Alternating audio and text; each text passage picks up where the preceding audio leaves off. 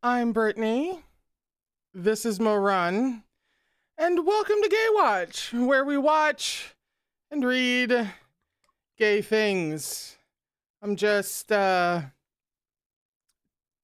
it off there with some lemonade from my friend Mike, because we'll need it today. Because we're finishing Volume 7 of Erha today. That's what we're doing. That's on the docket. This is going to be a long stream, so everybody lock in, because we are indeed finishing it, and we have, I think, around 68 pages to get through, where we usually get through about 40 to 50. We usually read for a couple of hours. This is going to take more like 3, maybe longer than that, actually. I'm even going to go in for a shorter break this time around, so that we can try to get through everything without this being like a 5-hour stream.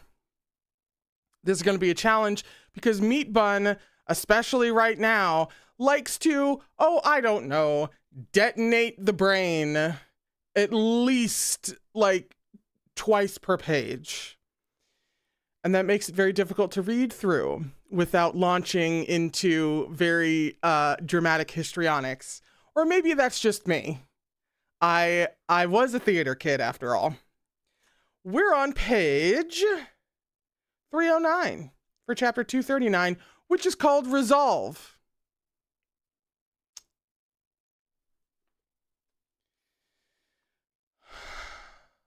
Was there anything else that I needed to say? Please check trigger warnings should you need them. There's a link for that down in the description. It's very general trigger warnings for the series. Just because we're coming in at the end of a volume, so, and we're already like in the thick of it, so who the hell knows, basically. This is your friendly reminder to check trigger warnings if those are things that you need to check. There's also in the description box a link down to the public Gaywatch Discord, which is where all the bookish stuff happens. And so if you're looking for a place to scream at Meat Bun or theorize or what have you in between streams, that's where it happens. Real interesting group we have on the public Gaywatch Discord. Oh, and I was just about to say, that's it, we can start reading. No, incorrect.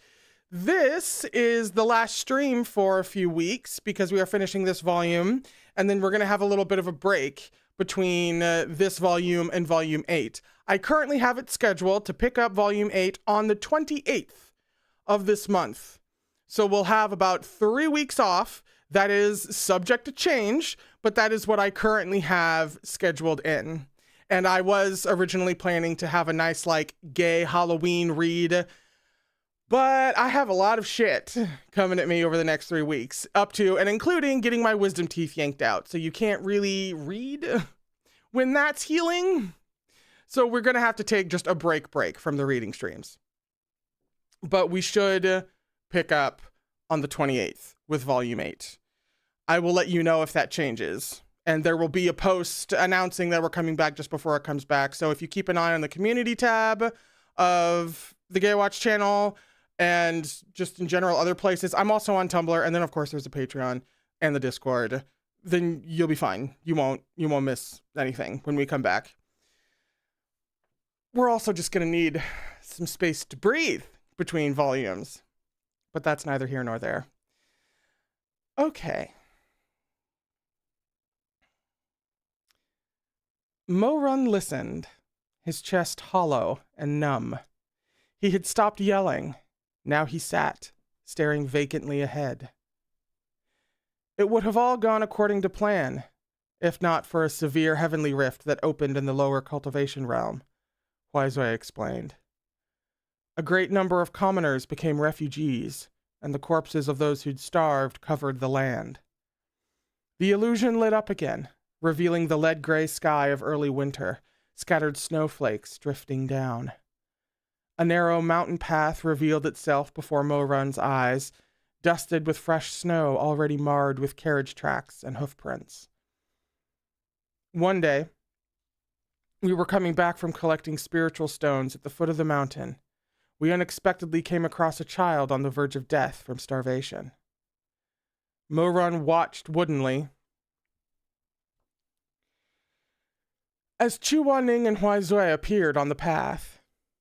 Chu Wanning wore a heavy cotton cloak to fend off the cold and carried a basket on his back filled with spiritual stones as he walked next to Huai Zui. Without warning, the youth stopped in his tracks. "Shizun?" He turned to peer at the overgrown hillside. "Is that a person?" "Let's take a look." The two of them walked over. Chu Wanning parted the tall weeds with slender, pale fingers. Then he started in surprise, his eyes widening. "It's a little boy." He turned to Huai Zui. "Shizun, come take a look. What's wrong with him?" What was wrong with him? Both Huai Zui and Mo-run could tell with a glance. The child was filthy and stinking, clad in flimsy rags so full of holes he wouldn't be able to put them on again if he took them off. Hang on. Even the dogs in the monastery, subsisting on leftover scraps, lived more comfortably. If not for the slow rise and fall of his chest and his soft groans, this child would hardly be different from a lump of rotting flesh. What was wrong with him? What indeed? Time and again, humans were powerless in the face of a catastrophe. Children dying in such times was a given. It wasn't even uncommon for children to be eaten by others. Only a youth like Chu Wanning, who had grown up in a monastery, could ask such a silly question with such trepidation. Huai Zui frowned. "Don't worry. Let me take a look at him. You go back first." Chu Wanning trusted his Shizun, so he made to rise at once. But before he could step away, a grimy little hand grasped at the fabric of his cloak. Its grip was so weak, like a puppy's gentle nibble. No. No. No. No. No. That's... No. No. No. No. No. Don't worry about it, guys. No. He looked down to see a small, dirt-smudged face. The child's voice was as feeble as a mosquito's buzz, as if a soft clump of snow from the sky might crush him completely. "Food?" He froze, uncomprehending. "What?" "Food," the child whimpered, the whites of his eyes the only spots of... The whites of his eyes the only spots of brightness in his sooty face. He brought shaking hands to his mouth in a pantomime of eating. "Hungry," he mumbled.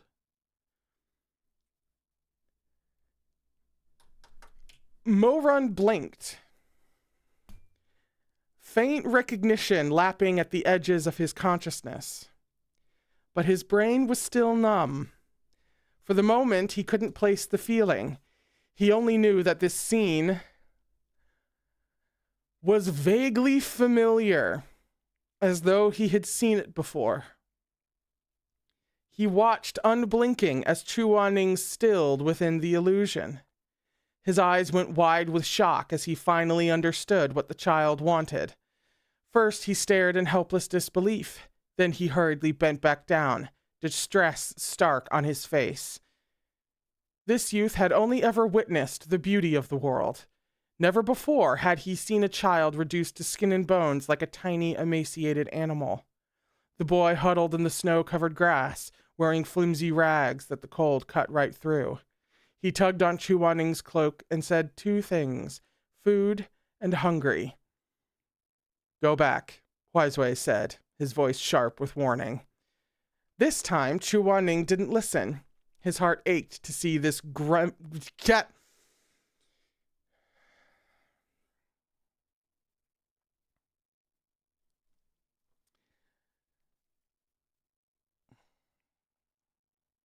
His heart ached to see this grimy pup of a child. Shrugging off his cloak, he swiftly wrapped it around the boy.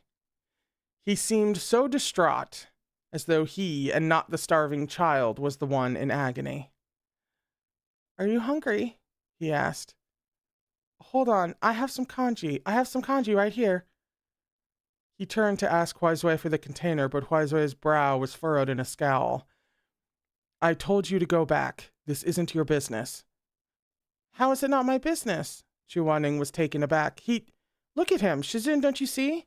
He just wants something to eat. Otherwise, he might starve and freeze to death. Chu Wanning was in near disbelief by this point. What's going on? He mumbled. I thought the world was supposed to be peaceful. How did he go back? Visibly shaken at Huaizui's attitude, Chu Wanning bit his lip, but he still insisted. I want to feed him some congee. Huaizui's drifting voice carried a rueful note, floating into Mo Run's ears like the wind-blown snow. I couldn't convince him otherwise, so I finally relented. I handed him the congee and allowed him to feed the child we'd stumbled across. At the time, I didn't know what emotions it would rouse in Chu Wanning, or what decision it would inspire him to make. Back then, I knew nothing.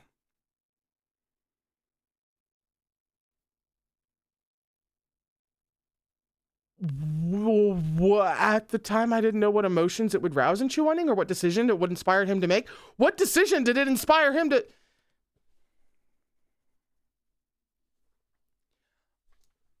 This is gonna be a 12-hour stream.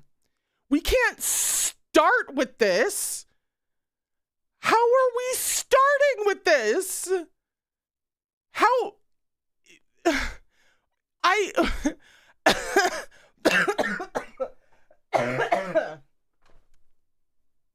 You can't be fucking serious.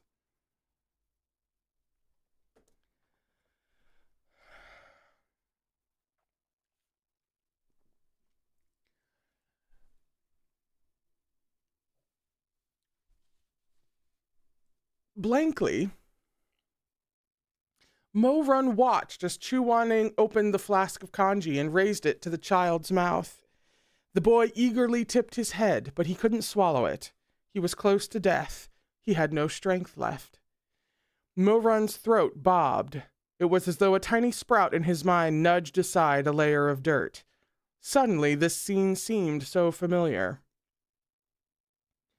It hit him all at once. Like a great dragon rising from the waves, clouds of mist tumbling after it. First of all, fuck you and your imagery. 312. He jumped to his feet, hands clenched into fists. He remembered. It was you. He rushed over to Chu Wanning in the illusion, pupils contracting. All along it was you. You were the one who... He couldn't continue. Throat stinging, he covered his eyes with his arm. He never could have imagined it had been Chu Wanning all along. That starving, freezing child in the grass was none other than Mo Run himself. She really just made me say the words, didn't she?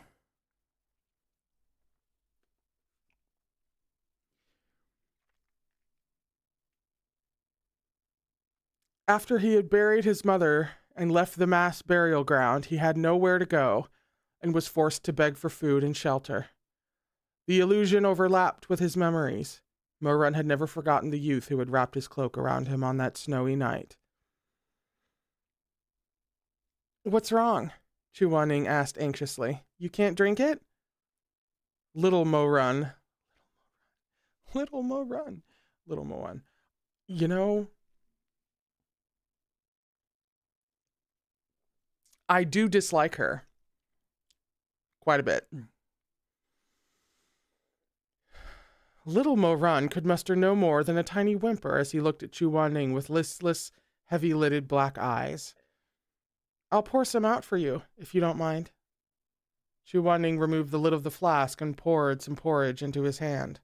Carefully, he reached up, hesitant. Perhaps he thought it was unsanitary or that the child would disdain drinking from his hand. His worries were baseless. This, unsanitary. Between Linyi and Wubei Temple, Mo Run had drunk river water, rainwater, muddy dregs from a ditch. He had eaten wild berries and discarded food. At his most desperate, he had swallowed worms and ants and gulped down dirt. Crouched on the ground, Mo Run leaned closer to drink the porridge. Those sips tasted like heavenly ambrosia, and the person whose palm he drank from was no less than a god.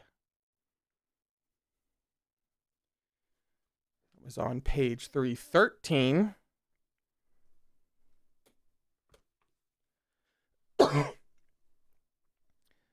Slow down, slow down. There's more if you want it. Surprised and saddened, Chu Wanning looked at the child's filthy head lowered over his palms, lapping up the kanji so pathetically and greedily, his tongue curling like a baby animal drinking water. Where did you come from? Chu Wanning couldn't help asking. But Mo Run only whimpered in response. He had finished all the kanji save for the bits between Chu Wanning's fingers. The boy kept licking at his hand, straining for every last drop, the sensation ticklish and painful both. The tickle was in his palm. The pain was in his heart. Don't worry, there's more. Let me pour some more. Chu Wanning filled his palm with kanji again as Mo Run stared fixedly at him. As soon as Chu Wanning extended his hand, Mo Run shuffled over and noisily lapped up the porridge. Handful by handful, kneeling on the ground, Chu Wanning fed him the entire bottle of kanji. Mo Run had never forgotten.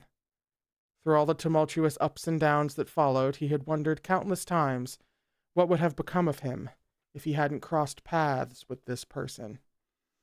He entertained many possibilities, imagined many scenarios, but in the end, the answer was always, he'd be dead.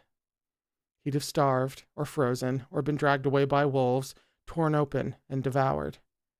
If he hadn't come across this youth, he would be spending his days below the yellow springs with his mother. Much later, after Mo Run became Taeshunjun, he had once made a trip to Wubei Temple to look for his savior. But after so many years, Mo Run couldn't remember that young man's face. Faced with a courtyard full of gleaming bald heads, he felt only an itching annoyance. In the end, he turned and left with a wave of his hand.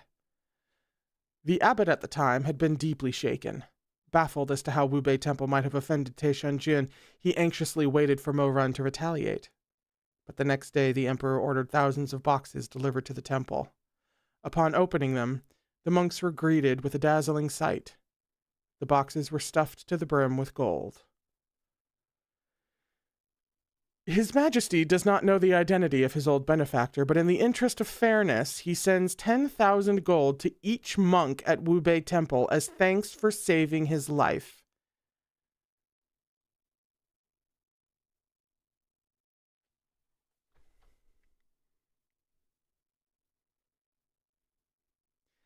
That's only what, arguably the single act of generosity and kindness that happened while he was Taeshunjin.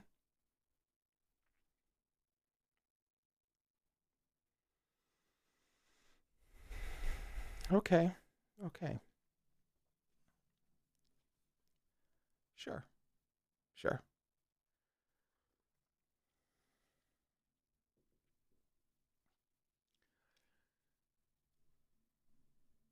So the savior he had searched for everywhere to no avail was the very man he had imprisoned in Xishang Peak and humiliated day and night. All those years ago, that youth had wrapped his warm cloak around Mo Run's frail body, and so many years later, as fate would have it, he carelessly ripped open the now-grown youth's clothes. Time and time again, he pinned him down between the sheets and dragged him into depravity. By day, he searched far and wide for his savior.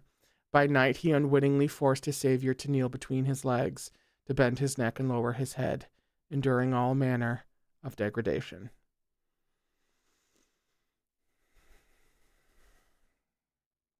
Mo Run stared at the scene before him, blood vessels spider-webbing over his eyes. How? How could it have been you?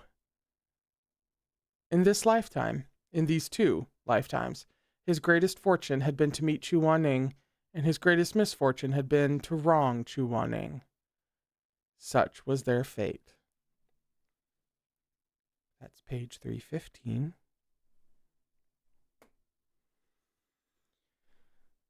Everything went dark again. All that remained was the cold wind whistling in his ears, and Huaizui's distant, disembodied voice. I asked the child if he wanted to stay at Wubei Temple for a time, but he said he needed to go back to Shangtan to repay a debt of kindness on his mother's behalf. I couldn't convince him to stay, so I sent him on his way with some food and money. He unsteadily made his way down the snowy slope.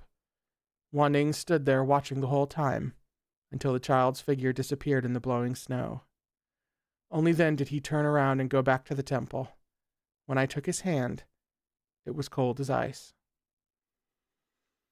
Huaizui fell silent. When he continued, the sorrow in his voice was audible. After that day, Wan Ning asked me if he could go down the mountain to render aid to the commoners, but I refused each time.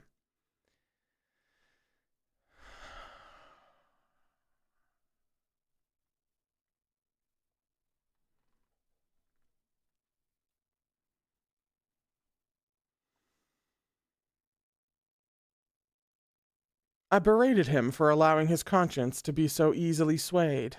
As punishment, I sent him to Dragon Blood Mountain to reflect on his behavior, where he stayed for 164 days. At first, he asked me to let him go. Later, he stopped speaking to me. Perhaps he'd lost hope. Every day, for 164 days, I asked him what new understanding he had come to. I always hoped I might change his mind, but his answer was always the same. Huaizui sighed, as wispy as falling snow. I want to go into the world. This youth had been taught that the practice of cultivation existed apart from the earthly world, but after witnessing one child's plight, Chu Wanning willingly dove into the straits of hardship.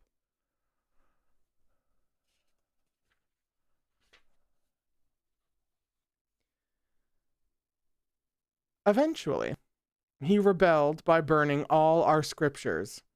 I feared something even worse would come to pass if we went on like this, so I released him from confinement. I thought I would find some other way to talk sense into him.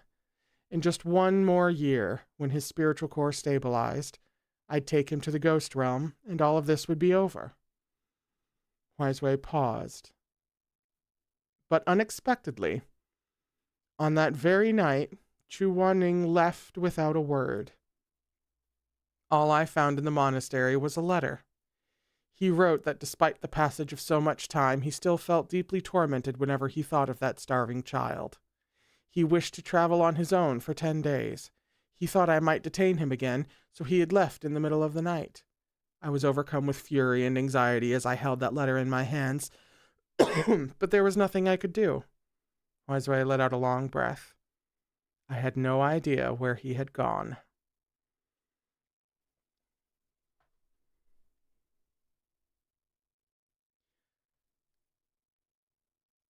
So Mo Run is the only reason why Chu Wanning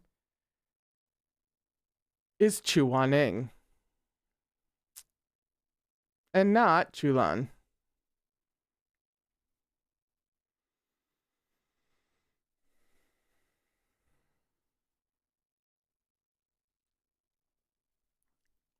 Yes, Maddie. Mo Run saved his life and he saved Mo Run's. Yeah. Yeah.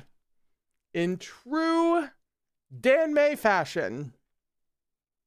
Uh-huh.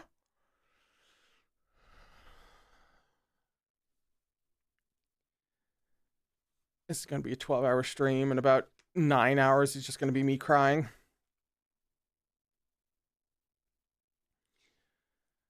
The illusion lit up once more, showing one of the courtyards in Wubei Temple. Chu Wanning had returned. He was covered head to toe in filth and blood, but his eyes were blazingly bright beneath the moonlight. His keenness was undeniable. Like a celestial blade, painstakingly forged, unsheathed at last from its scabbard. Huaizui stood facing him, and neither of them spoke. In Mo Run's ears, Huaizui's ponderous narration continued. 10 days later, he returned, just as he'd promised. I was secretly relieved he'd come to no harm and figured I would just scold him before sending him to his room to rest. I wasn't ready for him to express himself so vehemently. Chu Wanning knelt and bent to the ground in a long prostration. Huaizui knitted his brows. What are you doing? Perhaps Shizin has remained in seclusion for too long. for the world outside is nothing like what you've described. This disciple sincerely asks that you descend the mountain and see for yourself. The mortal realm is a boundless sea of suffering. It's no longer the blissful paradise Shizun spoke of. Ridiculous, Huizui roared. Do you know what you're saying? Chu Wanning thought once he described what he'd personally seen, surely his Shizun would no longer turn a blind eye. Huizui's furious reaction was so unexpected he couldn't muster an immediate response. Shizun always told this disciple to partake of the sufferings and worries of others. He hesitated. Over these 10 days I visited 23 villages in the upper and lower cultivation realms, and saw a great many terrible things. If Shizun went down the mountain to take a look, you would also... Huizui cut him off. Who gave you permission to leave the mountain? He shouted. Our temple here is isolated and pristine, and you have yet to master your cultivation and ascend. What makes you think you can come and go as you please and meddle in the affairs of mortals? Human suffering is age-old. It has no end. How could one little cultivator make a difference? How can you be so delusional? Well, he's seen one little cultivator make a difference. He's been the one little cultivator making a difference and saving a boy's life. You know? Not that big of a leap, Huizui. Gonna need you to lock in. The more Huizui yelled, the angrier he became, and the wider and rounder Chu Wanning's eyes grew. Chu Wanning watched his Shizun pace beneath the moon, sleeves flying, shouting at the top of his lungs, jabbing a sharp finger at Chu Wanning's nose. Under the dark shadows of the high tongue tree, Huizui's countenance was incoherent, fractured. Mo-Run watched Chu Wanning's expression flicker from confusion to vulnerability, then to astonishment, to despair, before settling at last into grief. He closed his eyes as Huizui asked, Do you understand your mistakes? Silence.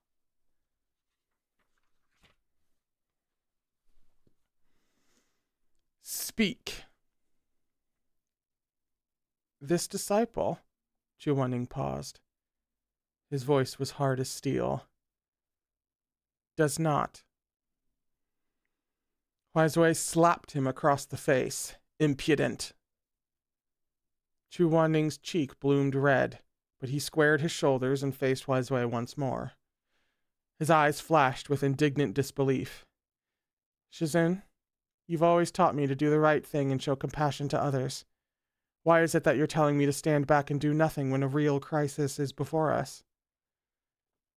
I would like to ask that same fucking question to you know, the Christian people who raised people as Christian and then were like, why are you... If you're American, you understand the political thing that I'm going for right now. If I were to get into it, this really would be a 12-hour long stream.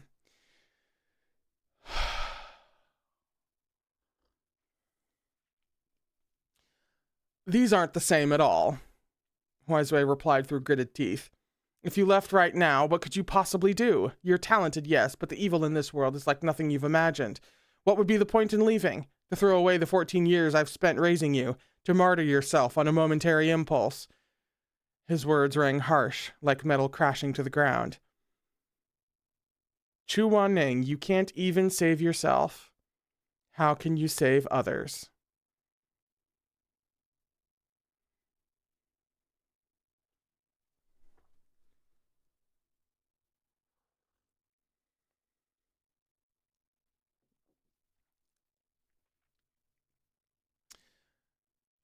Why is we trying real hard to become enemy number one?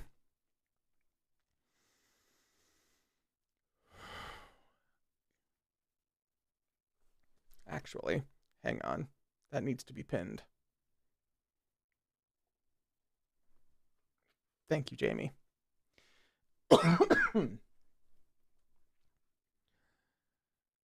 Chu Wanning looked at his Shizun, gaze filled with sorrow and fury. He raised his chin, phoenix eyes misting over. Huizui had likely never seen Chu Wanning so close to tears. That watery glimmer seemed to quench Huizui's rage. He blinked, then said with some hesitation, You Ah, forget it. Did I hurt you? But Mo Run knew Huizui was mistaken. Chu Wanning wasn't hurt by the slap. He was hurt by the fact that the Shizun he had revered all his life could say something so at odds with the lofty image of him held in his heart. Chu Wanning slowly closed his eyes. After a moment, Mo Run heard a sentence he knew all too well. If you don't know how to save others, how can you save yourself? Huizui froze.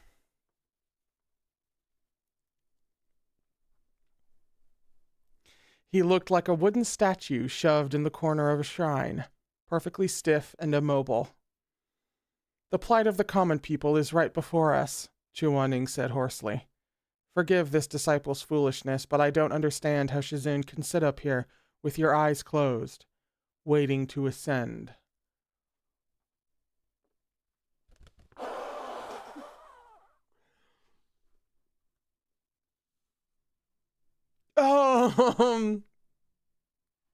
Damn. Chu Wanning a savage at 14. Slowly, Chu Wanning got to his feet. His robes were no longer the pristine white they had been when he set out. They were stained with mud and blood. We love a visual metaphor. But his bearing was as upright and dignified as ever. If I don't cultivate to immortality, so be it. Huizui's temper flared. Eyes darkening, he snapped, You little ingrate, do you have any idea what you're saying? I simply want to do as you've always taught me. Despite the combative set of his jaw, Chu Wanning was trembling, staring back at Huizui with a wounded look in his eyes. You taught me everything. Do your principles only exist on paper? There are a million refugees with nowhere to go and orphans dying everywhere. Am I supposed to cultivate in Buddha's shadow instead of going out and doing what I can?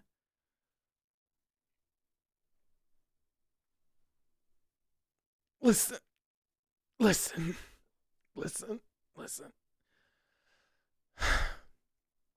I already loved him, Meat Bun.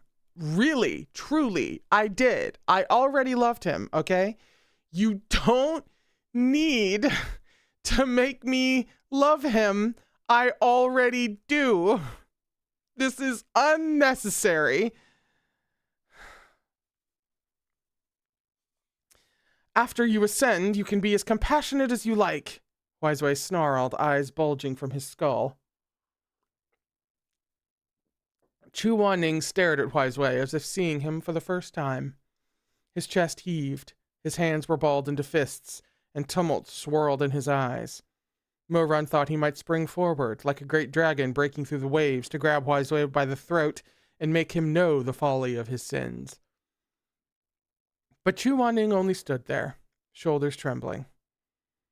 At last, the ends of his eyes stained red, he said in a ragged voice, Shizun, I don't cultivate so I can break free from the mortal realm. Is achieving immortality the sole purpose of cultivation? If that's the case, I'd rather fail. I'd rather give up. I'd rather go down in flames. I'd rather stay among the living, to give them everything I have, and die when I have no more strength in me. After crawling up steps, you mean?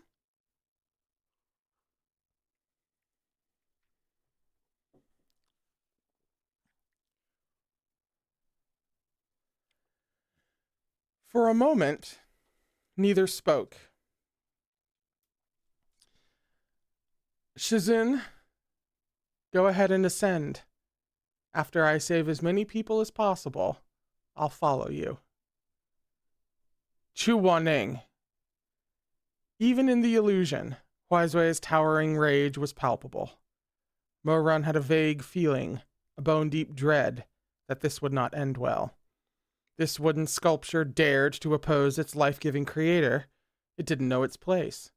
Huizui's eyes were scarlet, suffused with a bloody gleam. There was no one to whom he could speak about his deep dismay, his fury and shame, the secret regret buried for so long. Those emotions festered in his heart. Chu Wanning had reached the gate of the courtyard when Huizui's chilling command rang out. Stop right there, you traitor.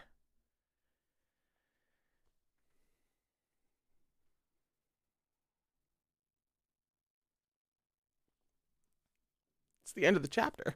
It's the... Uh-huh. Okay. I'm really glad we're all still holding hands in the chat, by the way. I don't think we're gonna stop doing that for the next 12 hours. We're on page 321 for chapter 240, which is called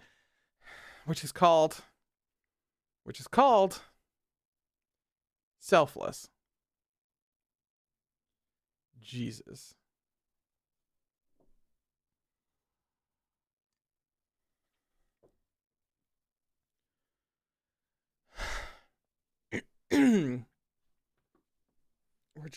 We're gathering ourselves in between chapters here.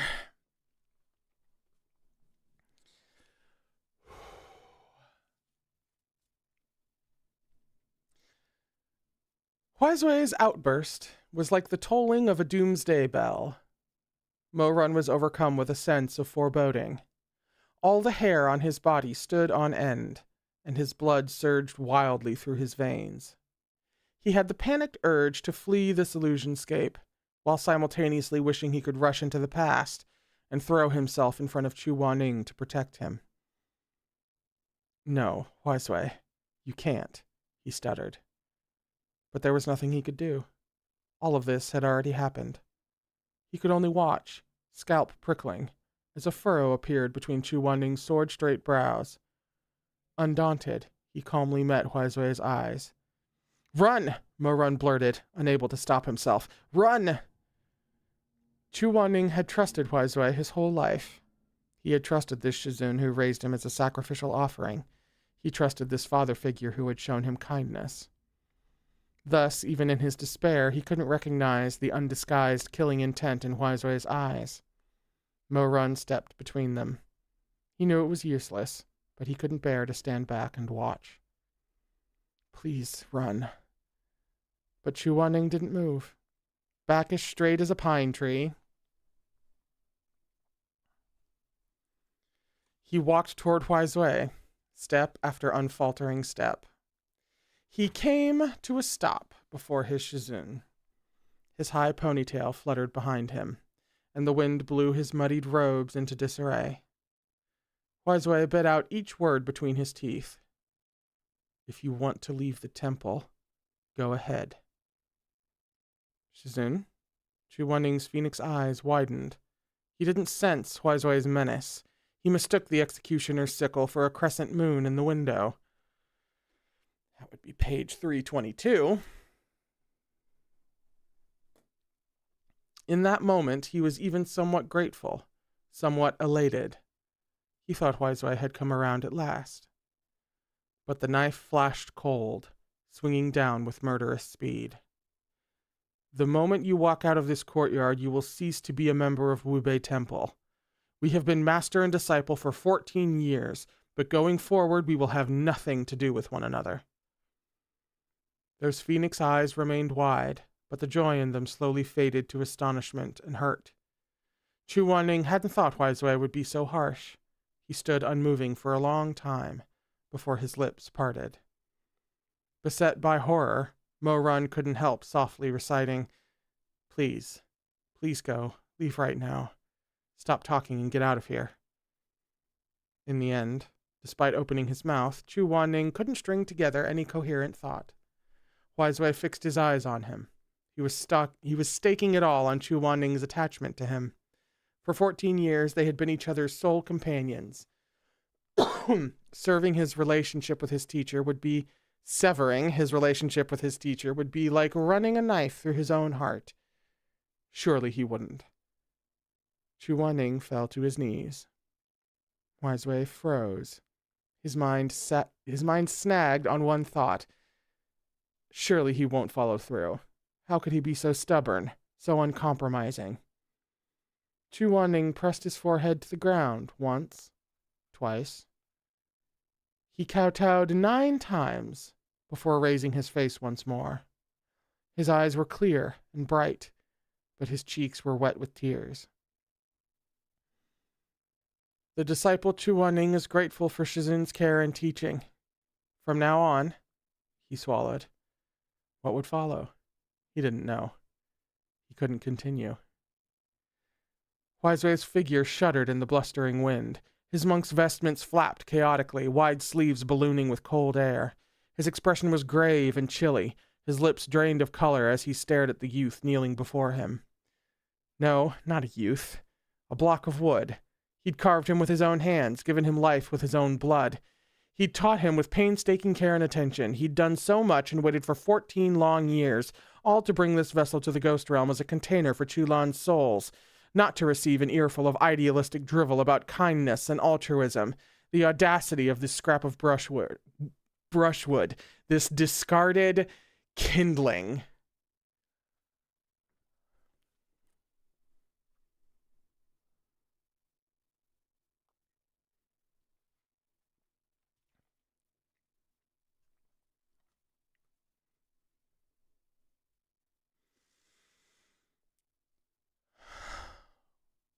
Well, now I'm glad the bald fucker's dead.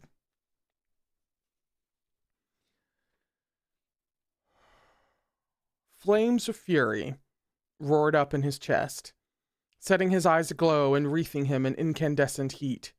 In this mood, Huaizui was a terrifying sight. Morun bent over Chu Wanning, trying to put his arms around him, to shield him with his body, but he simply could not touch him.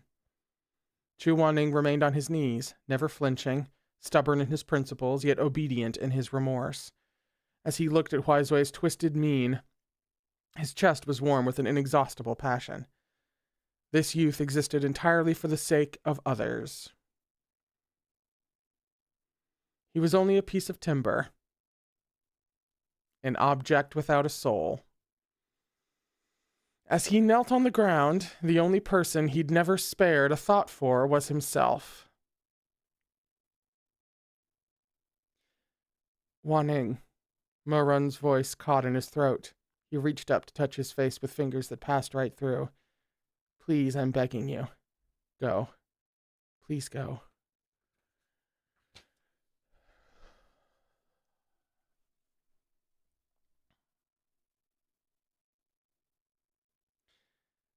There was a soft clang, the sound of metal striking the ground. Morun slowly turned his head. He spied a curved blade on the gray bricks. Huaizui's knife. In the moonlight, the butcher's eyes shone with a bloody gleam. He kicked the knife across the bricks. It clattered to a stop next to Chu Wanning's knees. No, don't do this. Morun had lost his wits entirely. He scrambled to grab the blade, but it misted through his hand like a phantom. No matter how desperately he grasped at it, he couldn't move it. A slender hand reached out and closed around the knife. Morun could not touch. Chu Wanning's shock had faded. His eyes were placid again. The moment Huaizui tossed this knife to the ground, even his anguish began to subside. Now he only looked relieved. If Shizun wants my life, I'll give it back, said Chu Wanning. If I must remain within the confines of these walls, there's no difference between living 14 years and living 140. The look in Huaizui's eyes was nothing like the monk's usual expression. In that moment, Morun saw the shadow of Xiaoman on his face. He saw that youth on that rainy night in Linan, on the eve of his betrayal. Chu Wanning, Huaizui said, low and sinister. If you wish to sever ties between us, I won't ask you to stay, nor do I expect you to repay everything I've provided you these past 14 years.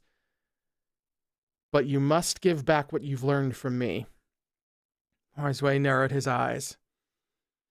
I will have your spiritual core.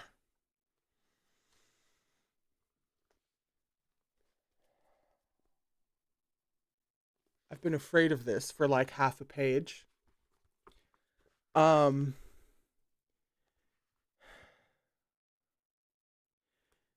Is he about to dig out his spiritual core? Like Chushun did. And that's why he has a scar on his chest?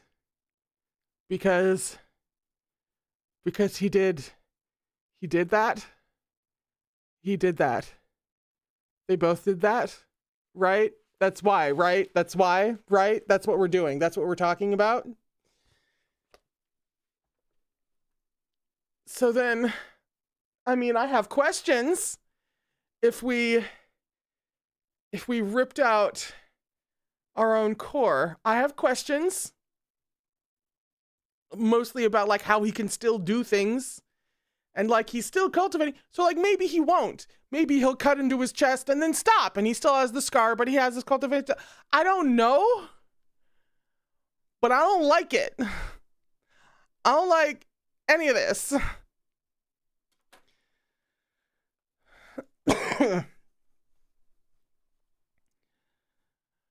A cultivator's spiritual core was the most important source of their power.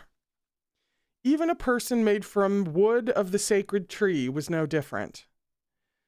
As long as Huizui had his spiritual core, it was possible he could create another Chu Wanning.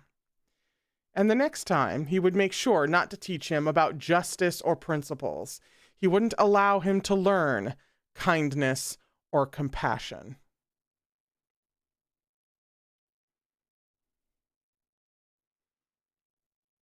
He wanted Chu Wanning's spiritual core. He wanted his beating heart. Chu Wanning looked at him for a span. A monk was chanting in the temple's main hall, his voice rising like incense smoke on the wind. Huizui spoke in Mo Run's ears again. His next sentences seemed to sap all of his courage and strength. His voice sounded infinitely aged. As he looked up at me, I thought that perhaps when Buddha forgave the people who hurt him, he had gazed upon them like this. He was showing compassion to his killer. The spirit put to the blade was showing compassion for the butcher covered in blood. No, Mo Run screamed. But the blade flashed, whistling through the air. Mo Run closed his eyes and hunched over on the ground. No. Blood splattered as flesh was parted from flesh. With a howl, Mo Run crawled over to Chu Wanning, shaking his head, sobbing bitterly. He tried to cover Chu Wanning's wound with insubstantial palms. He tried to staunch the bleeding with his own spiritual energy. It was all useless. There was nothing he could do. He watched Chu Wanning endure the agony, casting a swift spell to stop himself from passing out. He watched Chu Wanning cut open his own chest, inch by inch, with that knife. There was so much blood. Hot, scarlet, flowing blood. How could he not be alive? What the knife plunged into was flesh. Crimson, coppery, carved open flesh. How could he not be alive? How could he not be human? Huizui stood rooted to the spot, cruelty and menace etched into his face. But the light in his eyes was flickering, trembling, vacillating. Was this really what he wanted?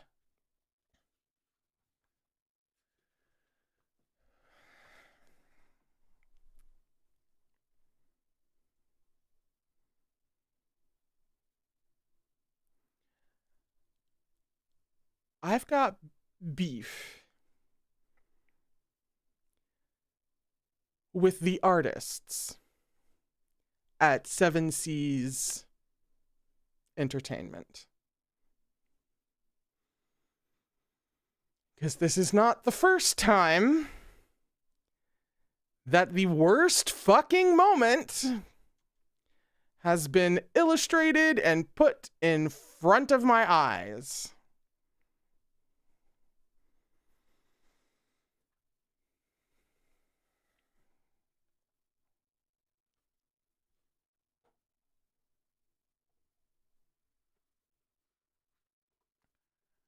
I'm not really looking at it. You guys can have fun or avert your eyes. I don't know. I've glanced at it. Haven't really spent much time.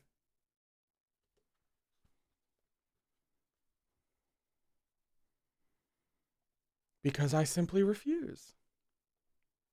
I couldn't look at the other instance I'm thinking of either.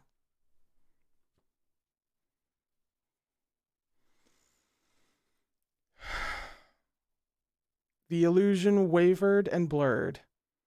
Huizhui's tumultuous emotions when he created this scroll manifested as the scene warped before Mo-Run's eyes. He saw countless flashes of the past materializing out of the blood, each of them vivid, each of them gentle. He saw 11 or 12-year-old Chu Wanning standing on the shores of Jincheng Lake, having just received Tianwen. As he made to turn away, a high-tongued wood guqin with a curving tail rose on the lake's surface. The moment it broke the water, Chu Wanning's figure began to glow softly, as though he and the instrument were reflecting each other's light. Baffled, he reached out to stroke the strings of the guqin. What's going on? Huizhui quickly surmised this guqin must also be made of wood from the Flame Emperor's sacred tree. They shared an origin and naturally resonated with one another. Surprise and excitement flitted across his face. This is most likely your fated holy weapon. My fated holy weapon? Once his gladness passed, Huizhui's gaze became evasive.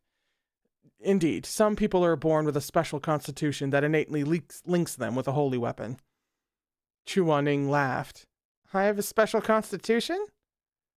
Huizhui deftly sidestepped the question. He ran his fingers over the wood of Zhuge's body and sighed. You and this guqin share a connection. You could probably summon it even without a spiritual core. It's linked to you by blood. The scene changed again. Mo-Run saw two figures walking on a road outside Linan. Huizhui trailed behind Chu Wanning, exhorting him to slow down. He saw the steaming flower cake, saw Chu Wanning's smiling face through the mist. He saw Chu Wanning holding a palm leaf fan in an inn, diligently fanning Huizhui as he sat in meditation. He saw Chu Wanning eating sweet osmanthus lotus root for the first time, his syrup-sticky lips parting as he laughed in delight with Huizhui. The scene settled at last, on a lotus pool in the summer.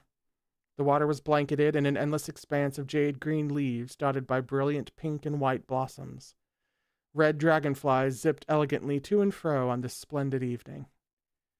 Chu Wanning, no more than 5 or 6 at this point, sat cross-legged and grinning, imitating Huizhui's posture. He watched his Shizun with dark, shining eyes. Shizun, let's play one more time. No more playing, said Huizhui. I need to recite scripture in the dining hall to soothe the departed friend. Can we play one more time before you go? Last time, I promise. The boy didn't wait for the monk to answer before rolling up the sleeves of his dusty green robes. As the blossoms swayed over the pond, he reached over and cheerfully poked at Huizhui's reluctant hand. His youthful voice was sweet and clear, crisp as fresh lotus root. You're number 1, I'm number 1. Which flower blossoms on the pond? A lotus flower blossoms on the pond. You're number 2, I'm number 2. Which flower blooms and bunches true? An elm tree blooms and bunches true. Watching his smiling face, Huizhui shook his head and reached over to clap Chu Wanning's hands to the beat of this childish game, smiling as well. You're number 9, I'm number 9. Which flower flies in the wind? A dandelion flies in the wind. You're number 10, I'm number 10. Which flower has no leafy friends? Wintersweet has no leafy friends. Blood drenched his robes, like a rain-soaked red lotus. In the courtyard, Huizhui closed his eyes.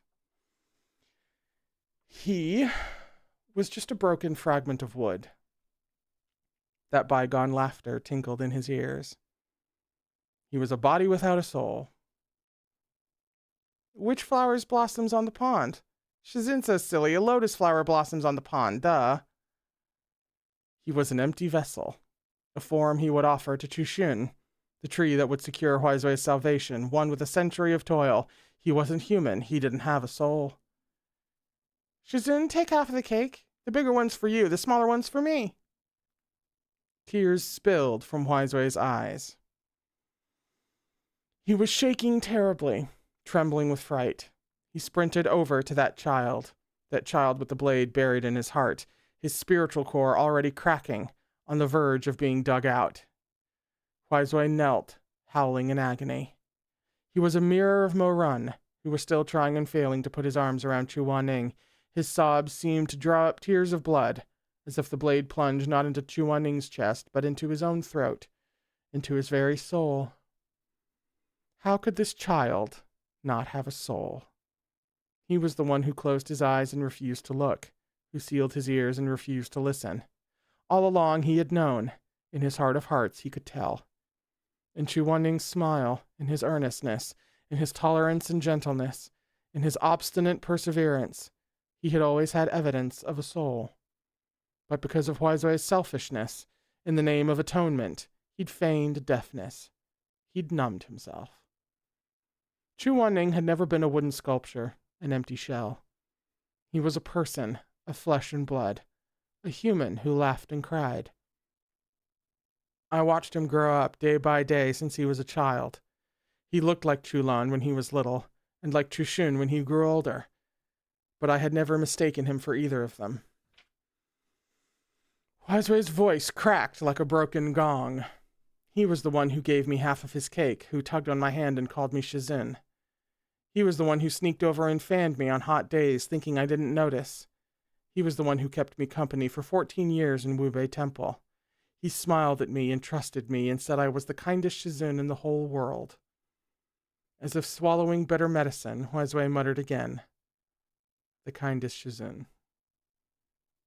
In the illusion, Huizui grabbed Chu Wanning's hand and severed the flow of his spiritual energy. The moment his spell was lifted, Chu Wanning fainted from the pain. Huizui embraced that body, so full of life, bleeding profusely. It was as though he were holding Chushun from 200 years ago, after the heavenly rift opened above Linan, after he'd torn out his own heart to light the path of escape for his citizens. But it was not the same. Chu Wanning was stubborn and prideful. He had 100 quirks that were uniquely his own. He didn't like to sleep under the blankets, and when he finished eating, he would bite down on his chopsticks and stare into space. He never liked doing laundry and would always shove all his clothes into one bucket to soak. These were all his habits, his idiosyncrasies. They were unlike anyone else's. The illusion went dark again. Mo-Run didn't mind. If he had to look at that scene a moment longer, he would fear for his own sanity. Out of the darkness came Huizui's distant, rueful voice. Truthfully, the moment he frowned and told me he wanted to go down the mountain to aid others, that he didn't want to sit around and wait for ascendance, I knew he was a living human being. I was weak and selfish. I nearly destroyed the child I had raised myself. He wasn't Chulan, and he wasn't an offering for my redemption. He was Chu Wanning, because I created him during the peaceful evening hour. As the temple bell tolled, he came to life beneath the dignified gazes of many gods and Buddhas. Thus I gave him his name. Yet this was the only thing I had given him. Because I had created him, I assumed he belonged to me, that I could use him for my own ends and sacrifice him if I wished. It wasn't until I saw him unhesitatingly slice into his own heart for the sake of his principles, just like Chu Gongzhe. Huizui's voice rattled with sobs. He could barely speak. After a long pause, he continued hoarsely. Only then did I finally realize I hadn't given him his souls or his life. Those were all his own. Because a weak, filthy sinner such as myself could never create a living being as pure and uncompromising as he. Never.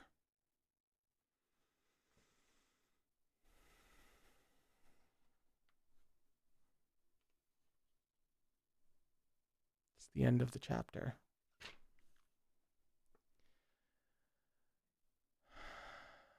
We're on page 333 for chapter 241, which is called Truth. Just for a second, okay. We'll take our break after this one. It'll be a little bit later than usual since we're reading longer than usual.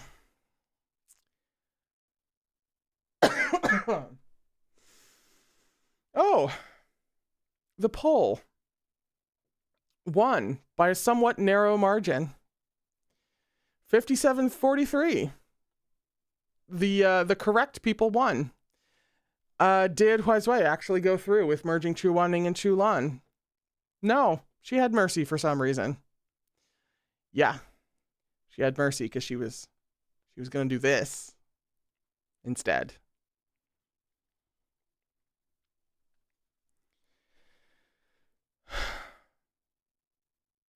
The scroll lit up. Pardon me. The scroll lit up on a drizzling morning. Huizui sat in a room within the temple, fiddling with a string of moon and star Bodhi beads as he murmured sutras. A shadow fell across the threshold, but Huizui didn't turn. He merely struck the wooden bell, its hollow dong ringing through the room, and sighed. You're awake? Mo-Run spun around and saw Chu Wanning standing in the doorway, his slight figure blurring into the daylight. Why did Shizin save me? No blood should be shed in Wu Bei Temple. Chu Wanning watched him in silence. Seeing as you cut open your heart as proof, I recognize your sincerity. You may go down the mountain on your own. From this day on, you need not return. Chu Wanning didn't move to gather his belongings. He gazed at Huizui's familiar silhouette amidst the incense and the chanting. Shizun, he said eventually. Shizun. Then what? So this is goodbye? Thank you for everything? Blood had seeped through the gauze bandage around his chest. The knife was out, but his heart still throbbed with pain.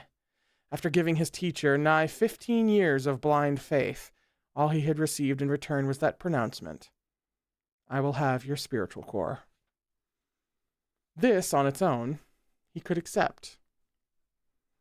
But for nearly 15 years he had believed Huizui was kind and compassionate, that he had sympathy for all living creatures, each blade of grass and every tiny ant. He had believed the entire world was as peaceful as Linan in the upper cultivation realm. But all of it was fake. Huizui had lied to him. The realization was 1,000 times more painful than the cracking of his spiritual core. Chu Wanning closed his eyes. Finally, he said, Farewell, then, great master. He left every bit of his gentleness, trust, and innocence in that dignified monastery. Those were all things that Huizui had given him. Now, alongside the splinters of his spiritual core and the blood that had run from his body, they were taken from him. He turned and left. I knew he would hate me, Huizui said softly. Even if I had followed him down the mountain, he would always hold a grudge against me. So I let him go. From that point onward, I knew he would remember me as selfish and callous. He never acknowledged me again, and I no longer had the right to consider myself his Shizun. His 15th birthday had just passed. Fate had allowed us to walk together for 15 years, through summers and winters, through joys and sorrows. From that day on, nothing would be the same. Huizui swept the steps in the courtyard. The leaves turned from bright green to dull yellow until the twigs were devoid of vitality. Another winter had arrived. The monk stood beneath the eaves, a thick vestment wrapped around him, squinting at the snow-covered grounds. His face was youthful yet, but his eyes were glazed with age. Like any elderly person, he tended to drift into thought if he sat long enough. I was already 200 years old. Memories of my youth gradually grew less vivid, but for some reason I remembered the days I spent with Chu Wanning more clearly than ever. Sometimes I wondered if this was the sort of concern parents felt toward their children, but what kind of parent could I claim to be? I was no more than a cowardly butcher. Huizui continued. My yin energy waned by the day. I resigned myself to the thought that I would never atone for my sins in this lifetime. I had no desire to go anywhere, so I secluded myself in Wu Bei Temple year-round. Only when the high tongue trees blossomed did I emerge. I'd always pick the most beautiful branch and ask someone to bring it to Chushun, just as before. I had never been a generous person, and there was only so much I could do. I didn't trust my judgment enough to try again. I imagined the rest of my life would pass like this, until the day someone showed up in my courtyard. It was deep in the night. A flurry of urgent knocks sounded at the door. Huizue stood to open it, only to freeze in shock at the sight before him. You! Over his shoulder, Mo Run got a clear look at the new arrival's face. It was Chu Wanning. He had a deeply anxious look, and his complexion was wan even in the low light. Strangest of all, though it was a cold winter day, he wore only a thin summer robe. Mo Run's first thought was that he must have given his cloak to some other freezing refugee, but he quickly realized this couldn't be the case. Aside from the lightness of his robe, Chu Wanning was otherwise neatly dressed. At Huizue's invitation, he entered the bedroom, flighty as a trapped animal. Without a word, he handed Huizue an enchanted censer. 1,000 words stopped up Huizue's throat. In the end, all he asked was, What happened to you? I haven't much spiritual energy left. I'm afraid I won't be able to explain everything to the Great Master. Chu Wanning's words came out in a rush. This censer is extremely important. I truly don't know whom to give it to. There are too many uncertainties in this world. I don't know what he'll become in the future, and I don't know who can keep this secret and stay out of danger. I have no choice but to prevail upon you to help me. What are you talking about? Are you unwell? Huizue was baffled, but Mo Run's head buzzed with sudden recognition, and the world momentarily flashed dark. He realized what was wrong with this Chu Wanning. He had a pierced ear. This Chu Wanning wore a delicate red earring on his left ear like a tiny spot of cinnabar. It was such a minute detail, but Mo Run felt he'd been struck by lightning. He found himself aghast. This wasn't Chu Wanning at all. Rather, this wasn't Chu Wanning from this world. He had to be from the past life, from Tishan Jun's timeline.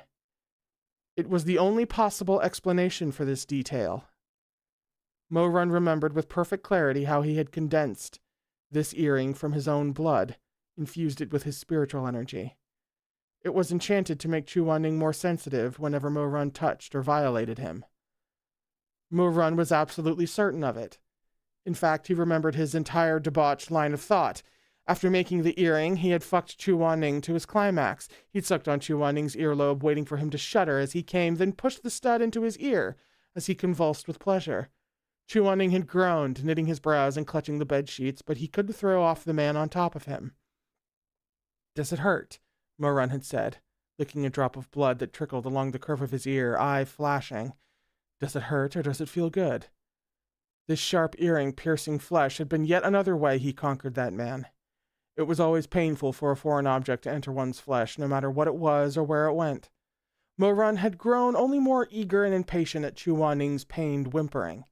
He'd stroked Chu Wanning's jaw, then pulled his face closer to share a sloppy, infatuated kiss. It's just an earring, he'd rasped. Why are you shaking? But it was an answer he already knew. Without a shred of pity, he'd forced the earring through Chu Wanning's earlobe and brushed his fingertips over the stud. See, it's pierced you through. It's buried inside you. As Chu Wanning remained stubbornly silent, he said, It's snared in your flesh and blood. From now on, you belong to me. Chu Wanning from the past life had once come to this world. This knowledge struck terror into Mo Run's heart.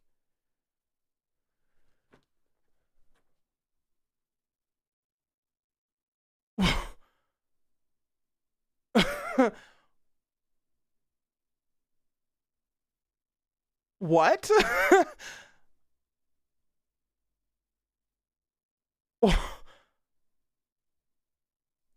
What?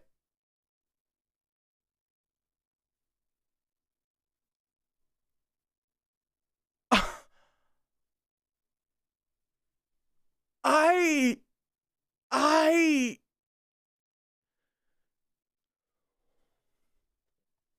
what? Had once come here, like swung by? Or Or like, is he couldn't be, wait.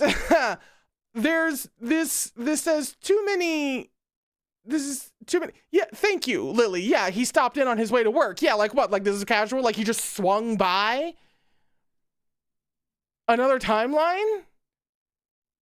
Like, what?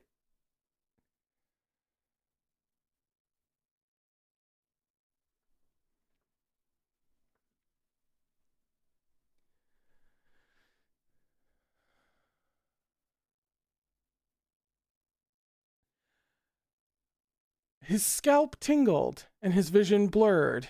He could hardly catch his breath as he stared numbly at the scene before him. What was going on? These are the questions! He tried to gather his wits, to attend to Chu Wanning and Huaizui's conversation, but his shock was too great. He grasped vague snatches of what Chu Wanning said to Huaizui, words like space-time gate of life and death, destroyed forbidden techniques, and unstoppable.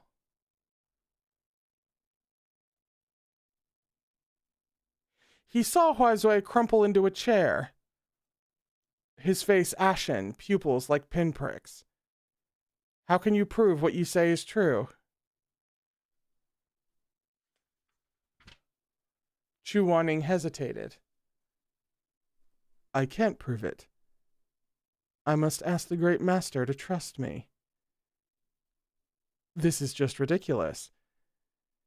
You're saying you came here from another world through the space-time gate of life and death. Well, yeah, that would be the only, the only way that worked. So, we could have, but still to have it spelled out, what the fuck is happening?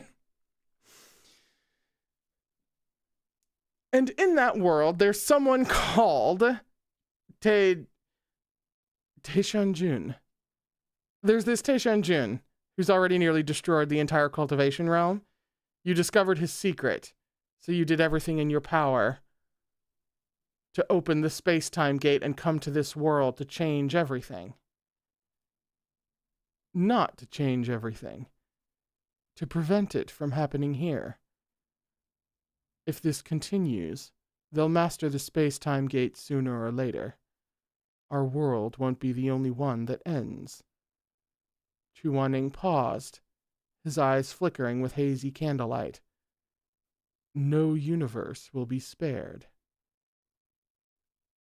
This is too absurd, Huaizui mumbled. This is impossible. It's completely nonsensical.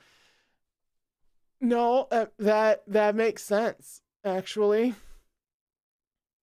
I had thought of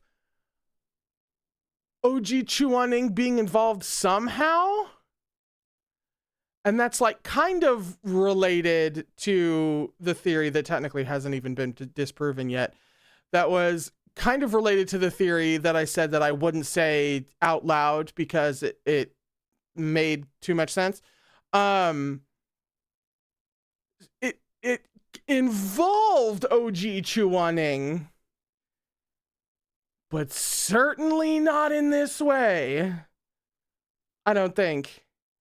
So like, the idea of, because once you have like alternate universe hopping and, reborn and all of this stuff, it's all bets are off in terms of who is the OG what over here from what timeline. Like that is all up in the air. So the idea of OG Chu Wanning being involved somehow wasn't entirely off the table, but getting confirmation that he at least hopped over for a second to be like, hey, by the way, evil like this isn't going to be contained just to my timeline.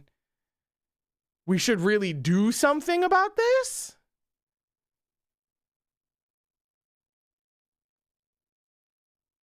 Really glad we have a break coming up.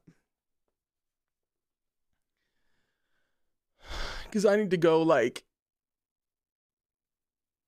face plant into like a wall for a second. The minutes dripped past. Chu Wanning glanced at the water clock by Huaizui's door, urgency gathering in his eyes. Even if the Great Master doesn't believe me now, you will soon understand. Before then, I ask only that you seal this censer in the cave on Dragonblood Mountain. I've cast the most important spell on it. The Great Master can allow it to diffuse on its own. The only thing you have to do is... Huaizui looked up at Chu Wanning as if at a madman or an apparition. The only thing you have to do is to prevent anyone from entering that cave, Chu Wanning continued. After you see the truth of what I'm telling you, find some way to bring myself from this world and the boy named Mo Run to Dragonblood Mountain together. The spell on the censer will take care of the rest. You needn't worry about anything else. I'm gonna read that again. Going to read that again. In a regular voice, no less. The only thing you have to do is to prevent anyone from entering that cave. After you see the truth of what I'm telling you, find some way to bring myself from this world and the boy named Mo Run. So this timeline's Chu Wanning and Mo Run. The Mo Run and Chu Wanning we know and love. To Dragonblood Mountain together. The spell on the censer will take care of the rest. You needn't worry about anything else. So like just this past incident of Mo Run and Chu Wanning winding up in this mountain. Is that right? My brain is scattered everywhere. Don't be afraid to tell me I'm wrong.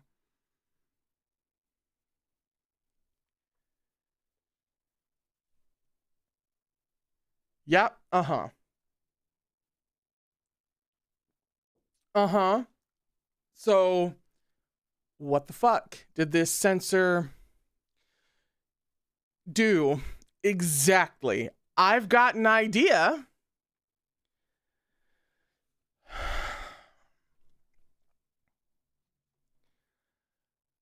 Huaizui had opened his mouth in feeble protest when a shrill whistle sounded outside. To Mo Run's ears, it sounded just like the one that had called Taishan Jun back into the rift. Chu Wanning instantly paled. He fixed Huaizui with a frantic gaze. Please, you're the only one in the world who can help me. There's no one else I can trust with this. Hearing Chu Wanning say trust, Huaizui froze, his eyes clouding over with age. Hesitantly, he took the censer and gave Chu Wanning a tiny nod. The whistle blew again, sharper than before. Chu Wanning glanced outside the window, then said to Huaizui, Great Master, please guard the cave on Dragonblood Mountain, and if Taishan Jun appears in this world, or like I said, let's try that again. I'm everywhere. Hang on. Chu Wanning glanced outside the window, then said to Huaizui, Great Master, please guard the cave on Dragonblood Mountain, and if Taishan Jun appears in this world, or like I said, if a great heavenly rift opens to the ghost realm, turmoil will follow. If that happens, the Great Master should realize that what I've said is true.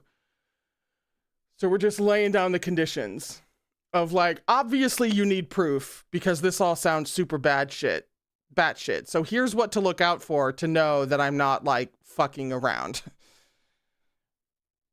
The keening whistle seemed to tear through Mo Run's eardrums. Chu Wanning gave Huaizui one last meaningful look, then turned and rushed outside into the night.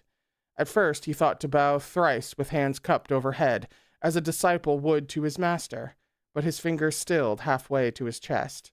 Finally, he closed his eyes and merely clasped his hands respectfully before him.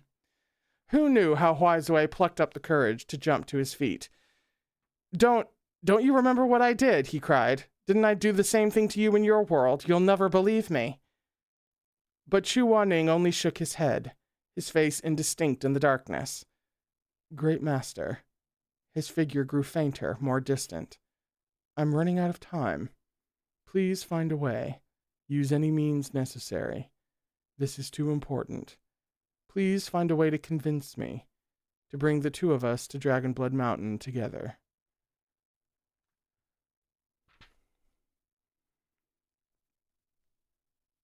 This is why Chuaning was sad.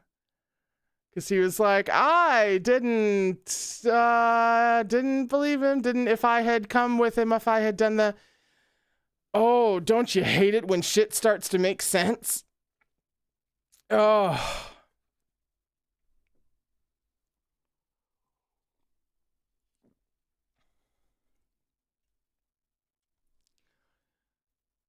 At last, he vanished into the inky sky and glassy stars.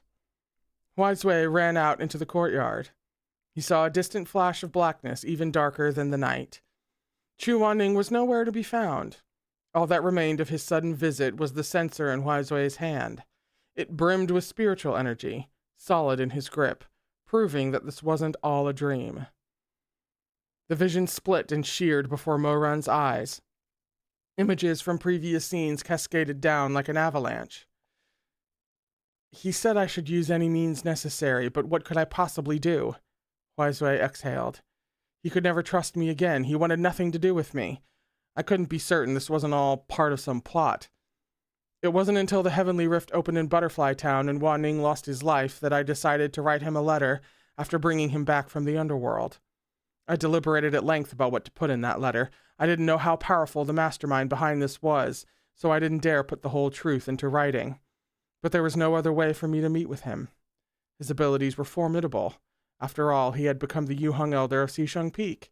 I had no chance of taking him anywhere by force. Finally, I considered that his damaged spiritual core, which had never completely healed, must be giving him some trouble. With this as an excuse, I invited him to Dragonblood Mountain. But I had lied to him for 14 years. No matter how sincere my words, he was unwilling to believe me. Wiseway huffed out a deep, frustrated sigh. I've waited all this time. When I imprisoned him on the mountain nearly 20 years ago, I went up every day hoping his attitude had changed. Decades later, I once again went to Dragonblood Mountain every day, wishing he'd return. If only he'd given me one more chance.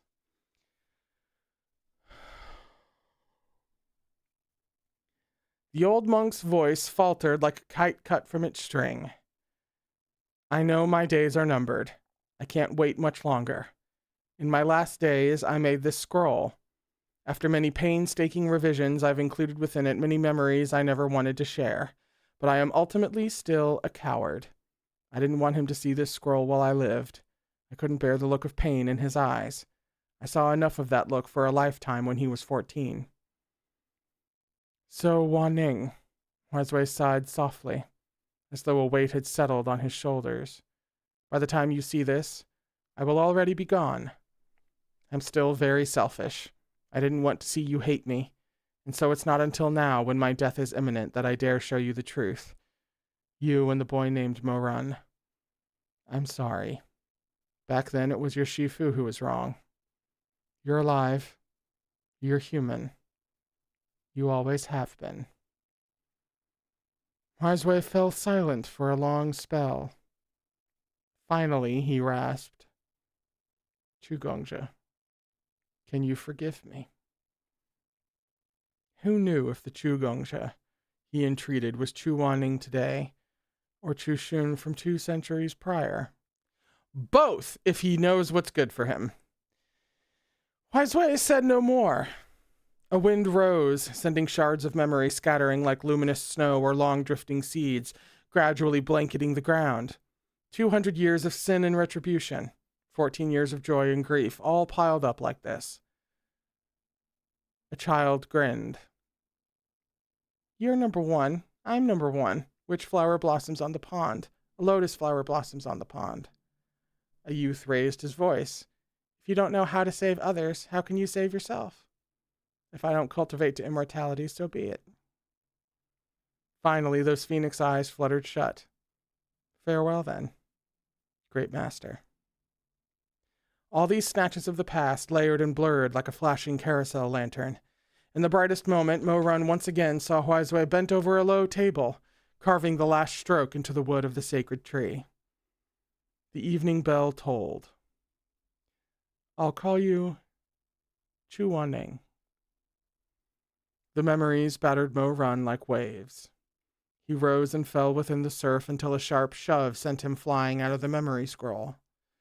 He landed heavily on the gravel outside the cave on Dragonblood Mountain. It seemed time passed differently within the scroll. In the outside world, it was sunset, a vision of rosy serenity hovering between heaven and earth.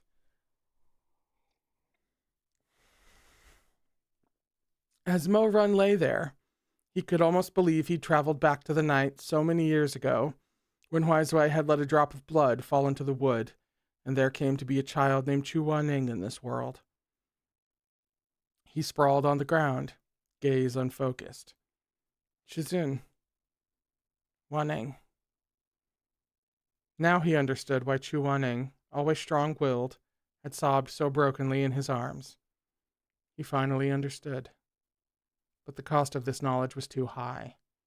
It felt like a death by 1,000 cuts. Was it all his fault? Because of the evils committed by Emperor Taishanjun, Chuaning had spent 2 lifetimes trying to stop him from upending the world. Chuaning's spiritual core had nearly been carved out. The savior Gaga from Wubei Temple who had saved his life. He wasn't human. He was the spirit of the sacred tree. Every blow landed like a brick. A single one of these truths would be enough to crush his bones, to say nothing of so many piling up one on top of another. For a moment, Mo Run could have sworn every bone of his had fractured. He couldn't move if he tried. His heart was in chaos. Well, good. I better not be the only fucking one. His searching gaze landed on Chuaning, sitting in silence with his eyes closed. All of a sudden, Mo Run's remorse coalesced into bone, his pity into flesh, his pain into blood. His desire to protect this man gave him the strength to struggle out of his fear and confusion, to rise up from the mire of those memories. Slowly, he stood and walked over to Chuaning. Chuaning opened his eyes and looked at him. Neither spoke. Mo Run bent low and wrapped his arms around Chuaning. Shizun, it doesn't matter if you're human or a sacred tree, as long as you're still willing to have me. He tried to hold his tears back, but his voice broke on a sob. I'll always. Always what? Stand by his side. But he wasn't worthy. Eventually, he said, self-effacing and bitter, I'll always stand before you. In his mind, he says, I can't stay with you. I don't deserve you. I'm low and dirty, a blight on the world, but you're pure and clean. I can't stand next to you, Waneng, so please let me stand before you. I'll block all the blood and blades for you, all of it, until the day I die.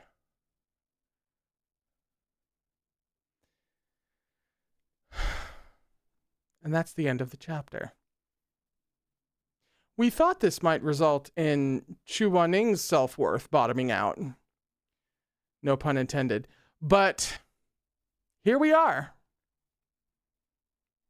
Mo Run, actually.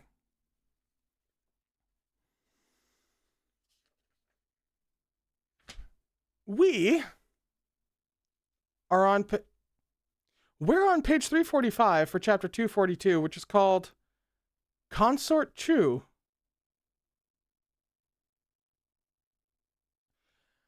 We'll unpack that when we come back from the break.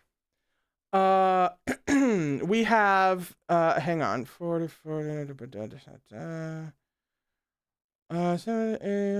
we have, oh wow, I really can't do math. Listen, somebody do this for me.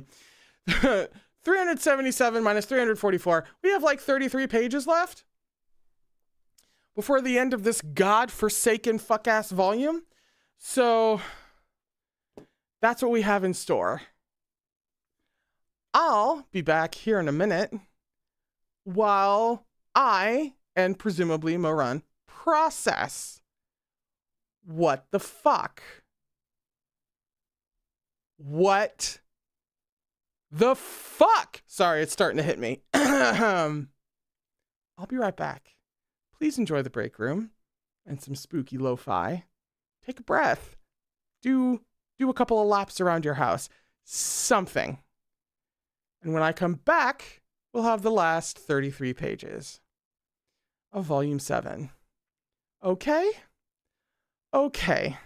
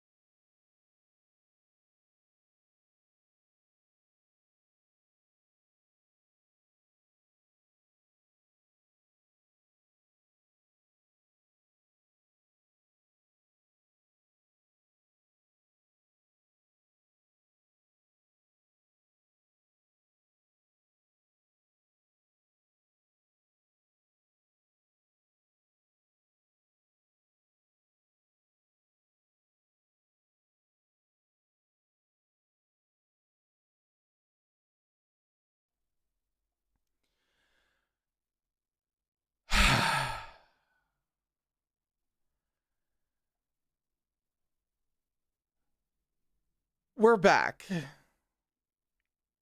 I guess. We're here. Thank you, Ninin, for the reminder. Hey, if you're enjoying the stream, give it a like. If you're not subscribed, hit that subscription button thing. Whatever YouTubers say. I don't know. Join the YouTube channel membership thing if you want to participate in the book chats that we have before these streams. Or be a patron. If you're already a member of the Patreon, then you don't have to worry about being a YouTube member.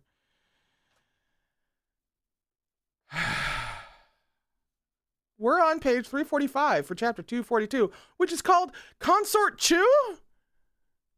Consort Chew. What is that?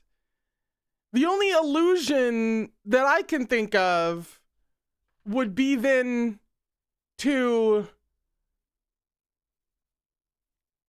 the fact that Taishanjun kept Chu-waning, which is not a good thing to be mentioning. If that's the case, that's not a good thing to be naming a chapter title. I fully lost it over the break. Can you tell? I'm completely gone. I'm no longer here. I also have to finish at some point within a reasonable time because, like, I have to go pick up, like, a prescription for the wife and things. I have adulting to do, so if these fucking wood tree gays could just take it easy on me for the next 33 pages, I'd be much obliged.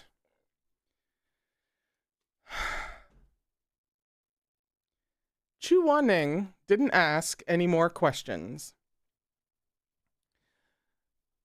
Oh, excuse me. Chu Wanning didn't ask any more questions about Taishanjun. Okay.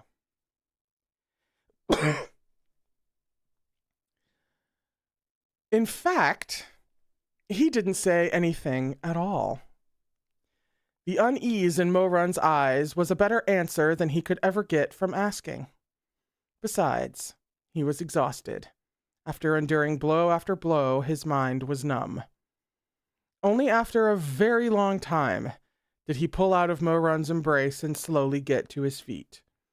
He didn't look directly at Mo-run. He closed his eyes before speaking with an eerie calm. I want to go into the cave.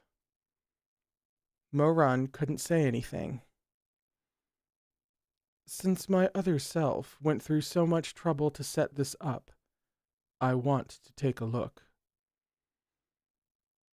When you learn the truth, will you hate me? An unbearably childish question. But Mo-run had to ask it.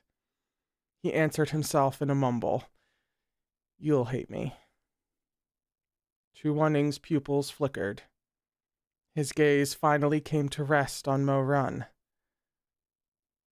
What exactly did Emperor Taishanjun do?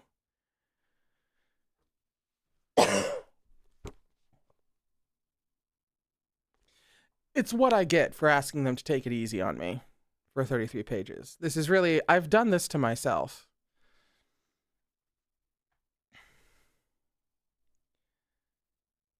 He didn't say you. He said Emperor Taishanjun. It gave Mo-run a thread of hope, one so slender he hardly dared to grasp it for fear it might snap. Chu Wanning's eyes narrowed slightly as his lips parted around another question. Was he a killer?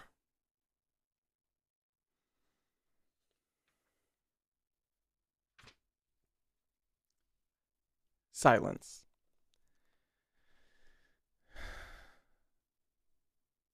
A mass murderer. Mo-run wordlessly closed his eyes. Chu Wanning recalled those dreams he used to have, those absurd and erotic dreams. Considering how that masked man had treated him by the Dragon Soul pool, he already had a faint inkling as to what their relationship must have been. But he couldn't get this question past his lips. At last he managed. What about me? Who was I to him? Mo-Run's throat worked. He wanted to answer, but he couldn't. He had been running from death for so long, and today his sins had finally caught up to him. He was like a condemned man waiting on the scaffold, watching the executioner's shadow raise the knife as he knelt. When would his head hit the ground? When? Suddenly he was tired of waiting, tired of running. It was taking too long for this blade to fall. He'd rather rise to meet it, even if he'd end up a bloody pulp. Mo-Run opened his eyes. Let's go into the cave. His fingers twitched, as though to take Chu-Wan-Ning's hand. But in the next moment he let his arm fall, fiddling with the hem of his sleeve as he walked on ahead. At the threshold of the cave he hesitated and turned around, flashing a grin at Chu-Wan-Ning. Shizin. Chu-Wan-Ning gazed back at him.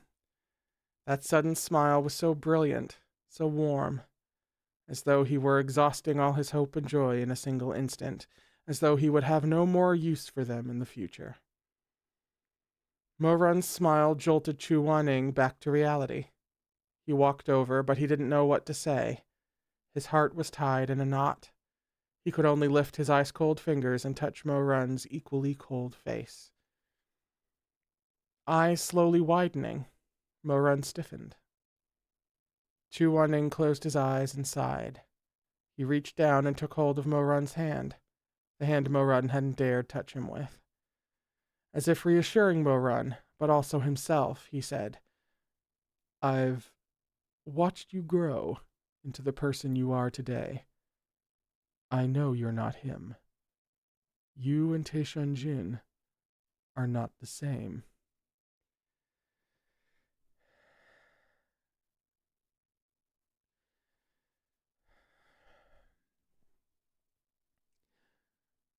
Mo-Run's eyes were still curved in a smile.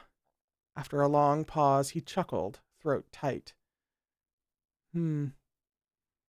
But his eyes misted over. How could they not be the same? He was the evilest person in the world, a ghost who'd fled from his past life. For him to hear these words of confidence before the end was surely a sign of heaven's mercy, thought Mo-Run. He wouldn't begrudge Chu-Wan-Ning whatever he chose to do after he saw the memories of his other self. Mo-Run closed his eyes and took a deep breath. Hand in hand with Chu-Wan-Ning, he walked into the cave on Dragonblood Mountain. The instant they stepped inside, the scenery of the mountain vanished. The cave was narrow and cramped, no larger than a Xishang Peak disciple's bedroom. A small table occupied the center, upon which sat a tarnished censer, the one from Huaizui's scroll. Tendrils of diaphanous smoke rose from the censer and filled the space. Mo-Run disliked the smell of incense, but he found he didn't mind this one, which carried a faint whiff of Shifu Haitang. What kind of spell is this? Asked Mo-Run. Chu-Wan-Ning shook his head and hesitated. I don't know, he said slowly. My other self is a different person from me. I'm not necessarily familiar with all the spells he learned, just like how Taishun-Jin wouldn't necessarily know how to use a willow vine as a weapon. His gaze drifted toward the steadily smoking censer. Perhaps we have to touch it to let it know we're here. He tapped its side with a fingertip, but nothing happened. Ever since Mo-Run entered the cave, he'd been watching Chu-Wan-Ning with a tender sorrow. He didn't want Chu-Wan-Ning to see the memories of his other self, but still, he said, since Shizun set up an illusion for both of us, maybe it's not enough for you to touch it by yourself. Maybe we have to tell it we're both here. Let's give it a try. From either side, they reached out to touch the delicate floral filigree on the censer's body. The scented smoke in the cave instantly grew denser, surging like a tide to fill the entire space and obscuring their hands from view. The swiftness of it caught Mo-Run off guard. He grabbed for Chu Wan-Ning's hand, but was swallowed by the mist. "Shizin!" he cried in alarm. But it was too late. The mist was infused with an extraordinarily pure and potent spiritual energy, nothing like what he'd expect from an ordinary spiritual core. For a moment, he felt he was floating on a cloud, and in the next his limbs felt like they had been frozen. His body was completely unresponsive. Perhaps he could still use his voice. He tried to shout, "Shizun, are you okay?" But only an incomprehensible gurgle left his lips before he could move no more. Chu Wan-Ning's predicament was similar. He called Mo-Run's name into the mist. At first he could still hear his cries, but soon everything went silent. Mo-Run. He groped blindly, feeling for the edges of the illusion, but the spell and the sensor had somehow turned the small chamber into a cavernous expanse. He felt his throat close up. Like Mo-Run, Chu Wan-Ning realized with a start that he could no longer speak. He couldn't move a muscle. He'd lost control over his entire body. It felt just like those old dreams. It was him in the dream, but he couldn't choose his words or actions. He could only experience everything happening to him without being able to change a thing. His mind, already in turmoil, became even more confused. If there was something that needed to be said, why not just make a memory scroll? Why go to such trouble?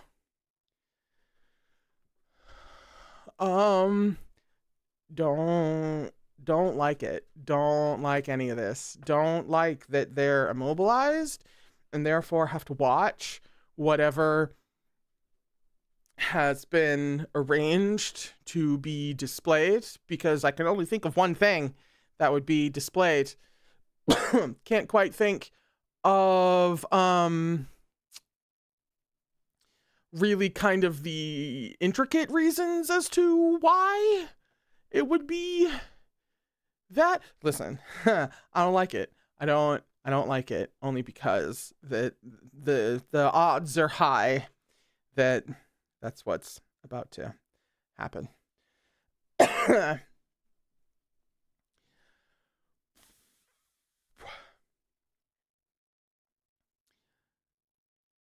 Only after a long while did the fog slowly dissipate. When he opened his eyes, the cave was gone. Scarlet candles swayed before him, waxen tears dripping down their sides.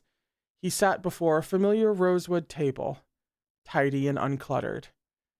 A deep scar ran down its surface. He had once sawed into the table by accident while making a holy night guardian.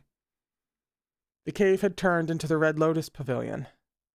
Chu Wan-Ning sat stiffly, his body still unheeding of his commands. This illusion was much like the one from Peach Blossom Springs, except that he was powerless to act on his own. He could only passively experience the events of the past. What was the purpose of this spell? What did his other self want him to see? To live through?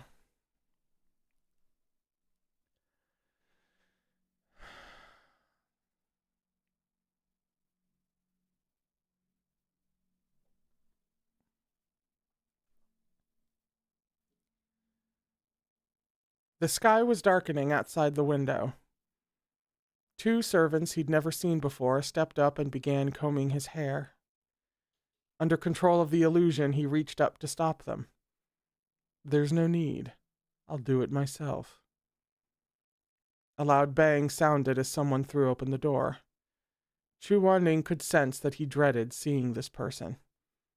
He sat up at the table, back ramrod straight, refusing to turn his head, even letting his eyes fall shut.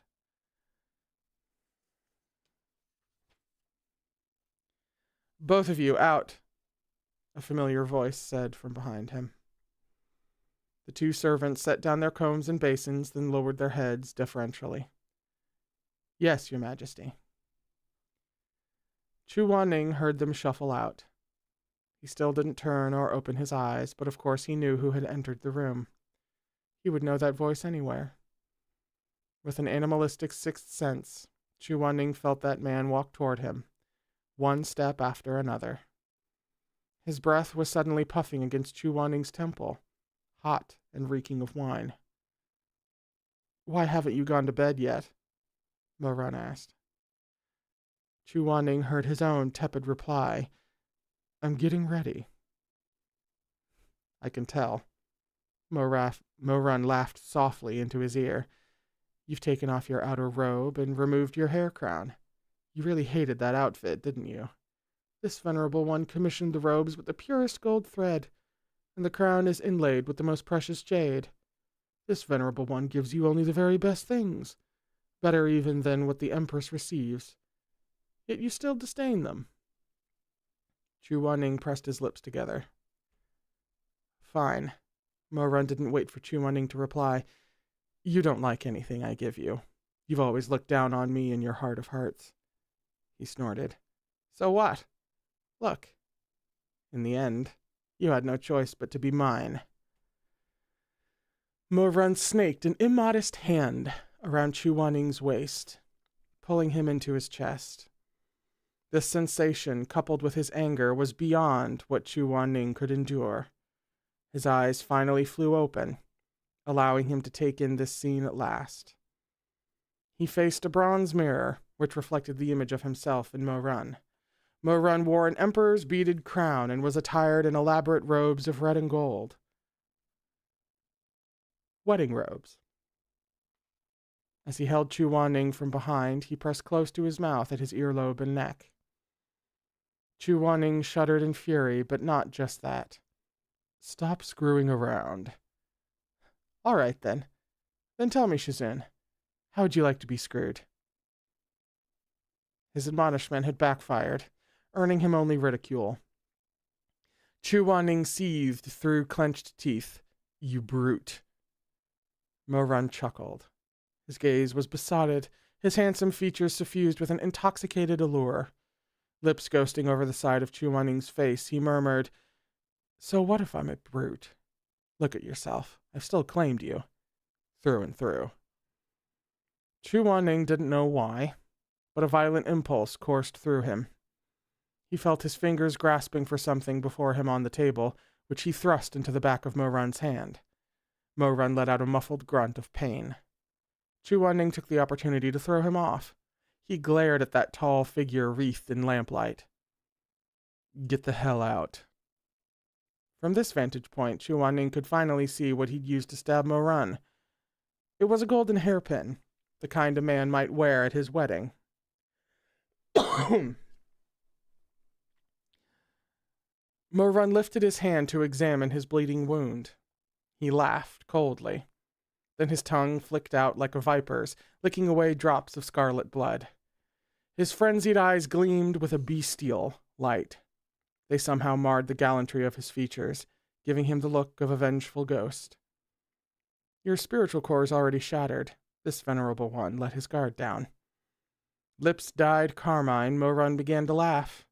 Chu Wanning, your claws certainly are sharp. This venerable one has underestimated you.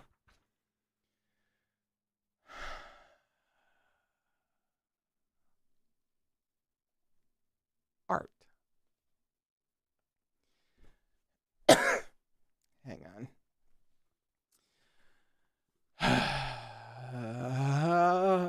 Nauseous. Nauseous. Thoroughly nauseous. Can't really experience anything else, can I? Nope. Don't really have the opportunity to experience anything else.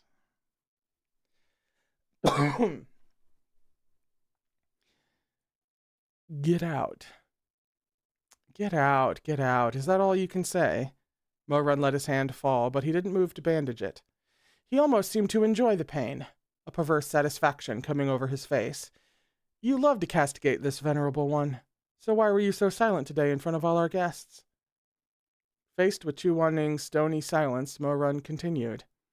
This venerable one immobilized your body, not your voice. You could have screamed at this venerable one not to touch you then. Mo Run stepped closer, stopping an arm's length away. He grabbed the wrist of the hand in which Chu Wanning still held the hairpin, his grip startlingly strong.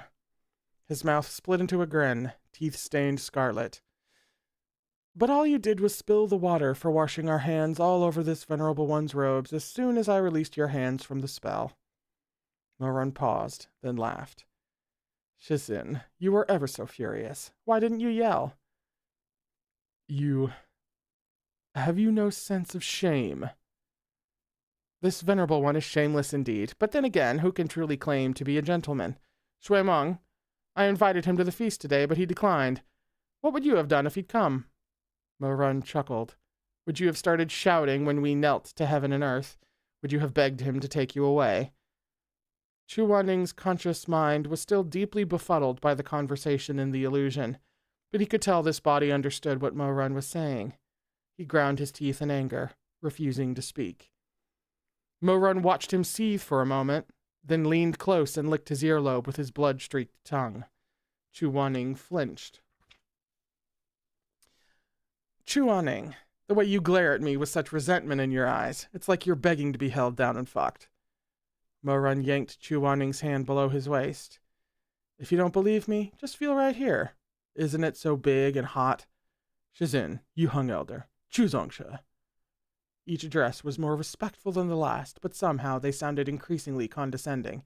See? It wants you so badly. Get the hell out. That's the third time you've said that now. Moran's eyes brimmed with malevolence. Lucky for you, today's a joyous occasion for this venerable one, to have ascended to the top of the world and married a beautiful wife and concubine. This venerable one even gave the Empress the cold shoulder and came to keep you company. Why are you still so vicious? He paused before biting out 2 more words laced with venom. Consort Chu. Chu Waning, trapped in this body, started like he'd been struck by lightning. Physically, he felt his stomach churn with nausea, his limbs shaking despite his attempts to control them. Moran burst into laughter, eyes glittering. What's wrong? Are you perhaps overjoyed beyond words to hear this venerable one address you thus? Considering how I spend every single night with you, I would have long locked you up and made you bear a bastard for this venerable one if you were a woman. How could you be expected to continue serving me in bed if this venerable one didn't give you a title? This venerable one is not an unreasonable man, he snickered. Chu Waning's head throbbed with rage, but he couldn't say anything. The world flashed dark. Did this rage and disgust belong only to the memories he was inhabiting? Both his physical body and his conscious soul were overcome by revulsion. He felt he might vomit, yet some part of him was still too terrified to believe what he was seeing. Emperor Taishanjun, the past lifetime's Moran. Just what had he done? He was insane. Insane. Moran had his fill of laughter. He gripped Chu Waning's jaw and crushed his lips in a harsh kiss, flooding his mouth with the taste of copper. Moran's other hand closed pitilessly around both of Chu Waning's wrists. He dragged Chu Waning to the bed, shoved him down, and leaned over. Trembling, Chu Waning closed his eyes. He found himself pinned beneath that hot, solid, masculine body, as immovable as a great boulder. Time for you to do your duty, said Moran. We're married now. You belong to me. You can't escape it.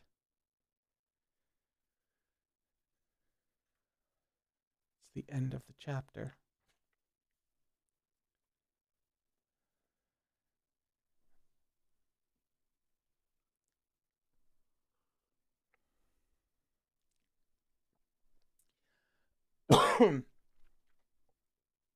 I have a brief question. Pardon me. We're on page 357 for chapter 243, which is called Third, and that sounds vaguely significant, but I can't immediately remember why. So first question, is that something that I'm immediately supposed to pick up the meaning of? Because if so, then I would like to know. But if it's not something I'm supposed to have immediate context for or like any inclination about, then I don't want to know. But I can't really remember.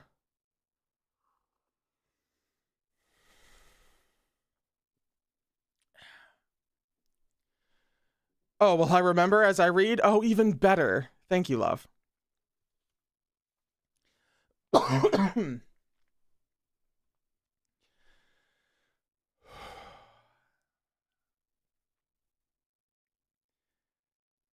The crimson sheets rippled beneath him, and a pungent musk assailed his nose.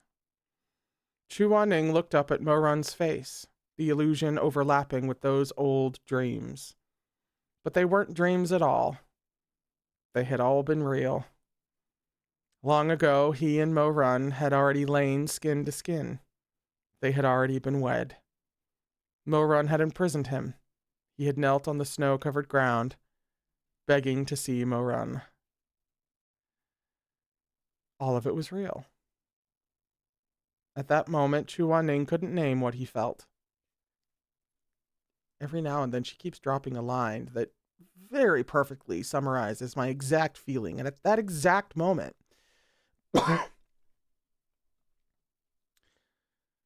or perhaps, within the swirling incense, his mind gradually merged with that of the past life's Chu Wan-ning. His feelings, his thoughts, all of it aligned.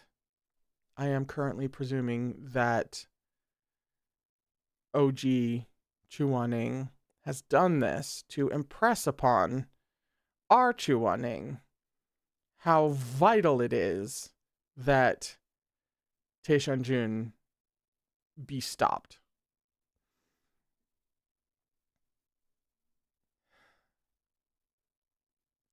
He felt his robes ripped open. As his lips were captured again, Chu Wan-ning closed his eyes. He felt only pain. Who was he? Was he the lion-hearted Beidou immortal or the laughably cowed consort Chu?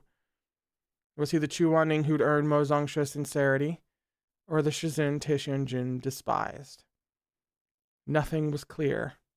Scraps of memories floated through his mind like vivid petals upon a running stream. He tried to dredge them up, but couldn't make them out.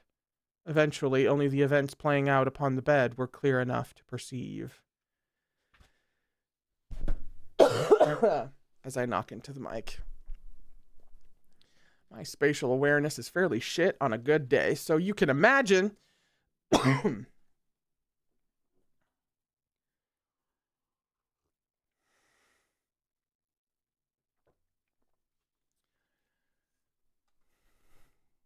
In the illusion, Mo-run gripped his waist and tore away his underclothes. There was none of the doting foreplay he was familiar with, only brusque subjugation. Although their surroundings weren't real, he and Mo-run, under control of the spell just as he was, acted out all their emotions from the past life. Ah! Okay. See, my perception, for some reason, pardon me, was that Chu Wan-ning had been placed in the place of the memory, but that Mo-run was like having to stand by and watch it all happen. But why would I think that? Obviously, the more painful option is for Mo-run to also be inhabiting the memory in the same way that Chu Wan-ning is.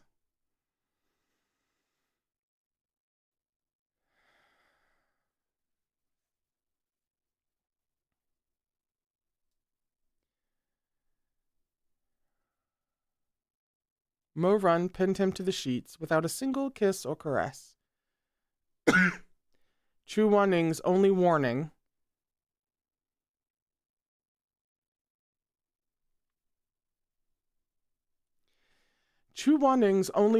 was the rustle of robes behind him before a blunt, scorching heat pressed against his entrance.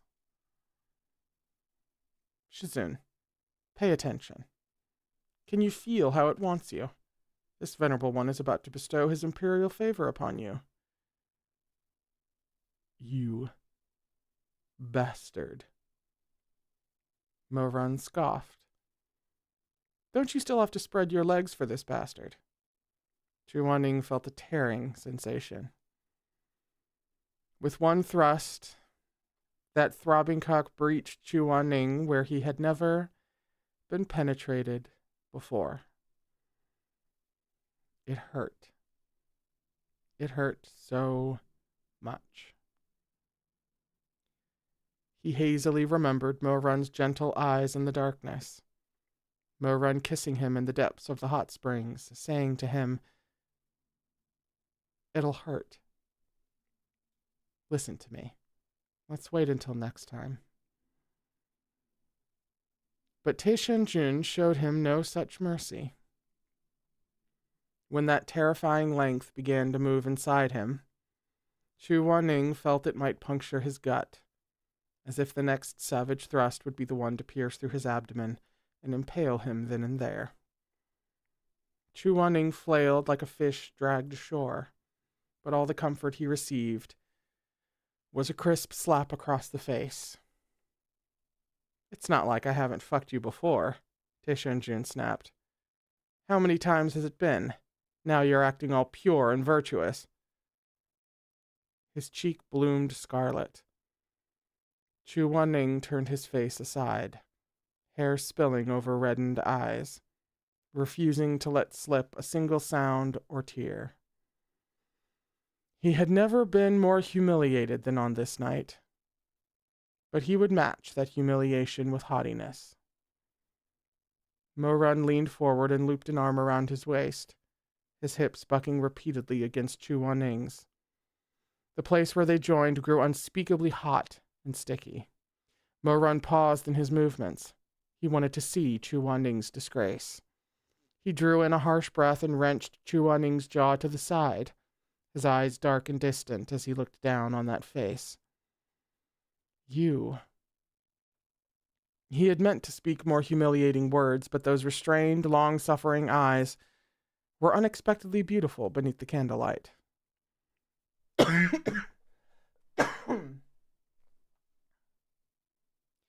Mo-Run stared for a moment, then leaned down and claimed his lips in another bruising kiss. His warm, wet tongue licked roughly into Chu Wanning's mouth. As the kiss grew more heated, his thrust quickened into sharp snaps, sinking as deep as possible each time, his thick cock pulsing inside Chu Wanning. Sticky fluid seeped from where their bodies met, dripping down Chu Wanning's thighs with every thrust. Mo-Run broke the kiss, but his attitude became only more infatuated. His eyes misted over. Whether with primal desire or deep feeling, it was hard to say. "Don't clutch the sheets. You belong to me now. You can hold on to me." In this entire debauched tableau, this was the only sentiment that resembled affection. But Chu Wanning didn't heed him, refusing to embrace him or willingly sink into pleasure with him. Mo-Run's face gradually grew sinister again, his thrusts becoming increasingly wild. Chu Wanning fisted his hands into the bedding, tendons straining in his wrists. He couldn't stand up to such forceful treatment, but Mo-Run didn't relent, cruelly pinching his waist and buttocks. He had no idea how long this went on for before Mo-Run roughly pulled out with a look of deep displeasure. Chu Wanning heard himself groan as Mo-Run flipped him over. His slick, spasming entrance gaped slightly, fluids from their joining still inside him. The massive head of Mo-Run's cock pressed against the cleft of his ass, rubbing back and forth. He heard Mo-Run ask, "Isn't it big?" No answer. "Your husband knows how to make you feel good, Chu Wanning heard himself rasp, as if on the verge of falling apart. "Fuck off." "You fuck off," Mo-Run swore.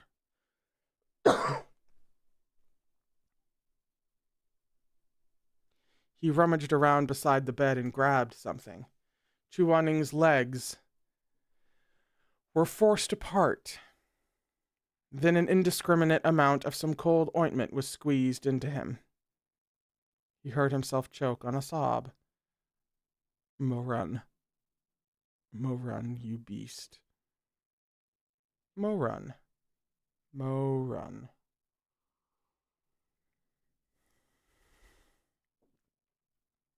No, that wasn't right.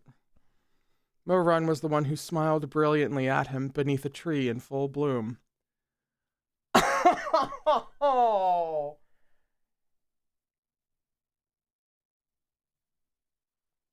that one's gonna take a second. Hang on.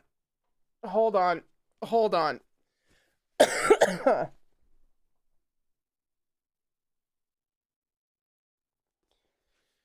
I was doing really well, guys.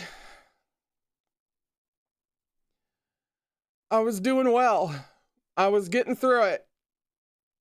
I was on my way.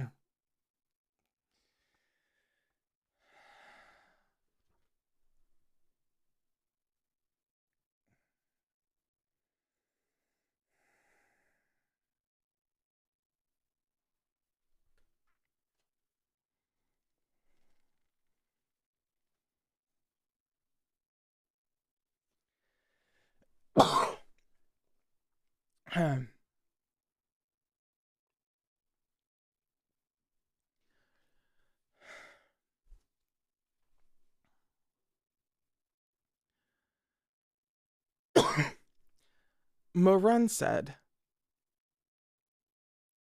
Shizun, I want to hold an umbrella over you for as long as I live. Morun touched his hair and said gently, It'll hurt. Morun was the one who grinned at him across waves of golden grain, who opened his arms wide for him, who fed him toasted milk candy, who lowered his lashes and smiled because of something he said, his cheeks going pink. He was bashful and innocent. This was all wrong. Fear flooded Chu Wanning. Perhaps the censor had been left in the cave too long.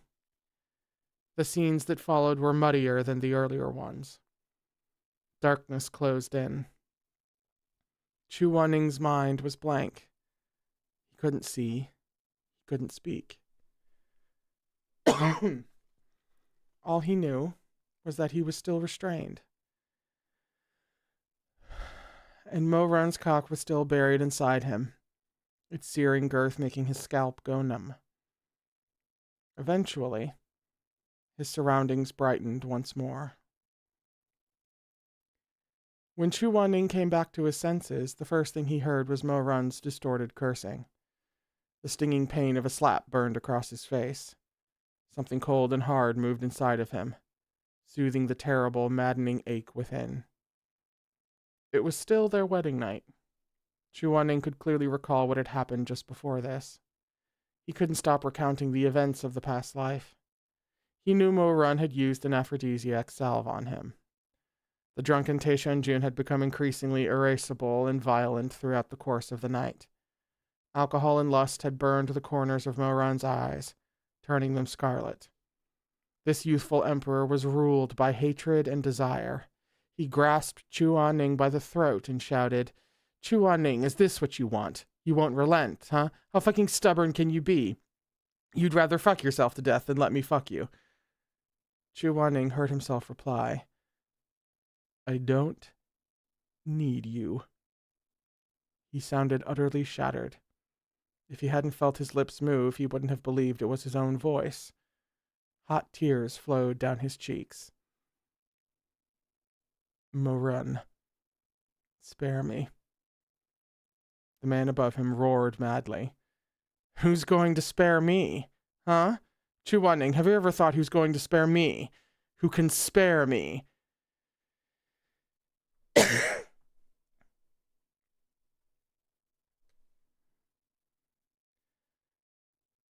He pinned him to the bed and pulled out the object that had been inside him, tossing it aside.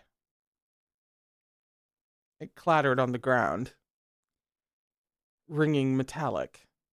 A sword, or perhaps a candlestick. Had he just been masturbating with something like that? Mo-Run touched his face, his voice crazed. Perhaps it was Chu Wanning's imagination, but it also seemed to carry a note of sorrow. Chu Wanning, I hate you so much. You killed the person I love the most. What am I supposed to do? Tell me, what am I supposed to do? I can only make you pay. I can only bring you to ruin at my hands. Chu Wanning.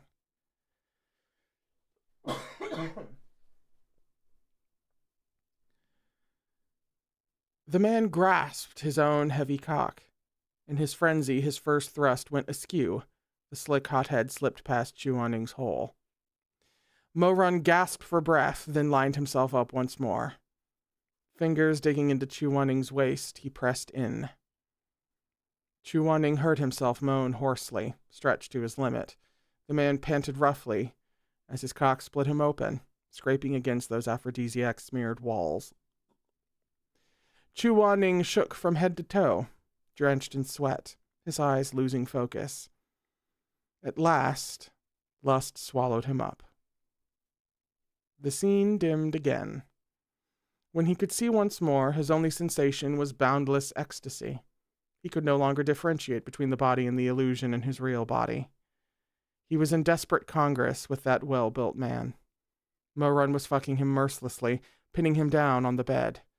Chu Wanning sobbed beneath him, his fingers buried in the pelts they were lying on. Each brutal thrust threatened to crush him. He could feel Mo-Run's sweat dripping onto the small of his back, collecting in the dimples at the base of his spine. Say it. Do you want me to fuck you? You're squeezing me like such a little slut. What's the point of denying it? Fuck, I'm going to make you come just like this. By now, Chu Wanning was teetering on the brink of insanity. That all-consuming desire had wrecked his soul. Only his body remained. At the mercy of Mo-Run's ministrations, every inch of him needy and sensitive, impossible to satisfy. Say it. The man spoke between ragged pants as he rapturously drove into him from behind. Mo-Run sank deep, setting an unrelenting pace. The rims of his eyes scarlet, he took a deep breath, then pulled Chu Wanning's hips higher and buried himself to the hilt, thrusting in small circular motions, drawing out Chu Wanning's pleasure in his state of unnatural arousal. But he already knew he had lost. Only after slicking his insides with half a tube of the world's most potent aphrodisiac was Chu Wanning willing to submit to him. Mo-Run had lost. But so what? He'd gotten what he wanted. His lofty shizun had become the panting, lust-addled consort Chu beneath him. Nothing could be more thrilling. The mere thought of it made his cock harden inside the man on the bed. Tell me you need me to fuck you. Tell me you belong to me. Say it. Amidst this unending torment and humiliation, Chu Wanning heard himself mumble, dazed. Yes, I'm yours. His rationality was gone, his resistance shattered. All that remained was the terrifying designer burning him up. Don't say you want me. Say you want me to fuck you. Mo-Run's words were laced with spite, but he was nearing the limits of his endurance. Throat bobbing, he slammed his hips against Chu Wanning's ass, driving into him with a primal urgency.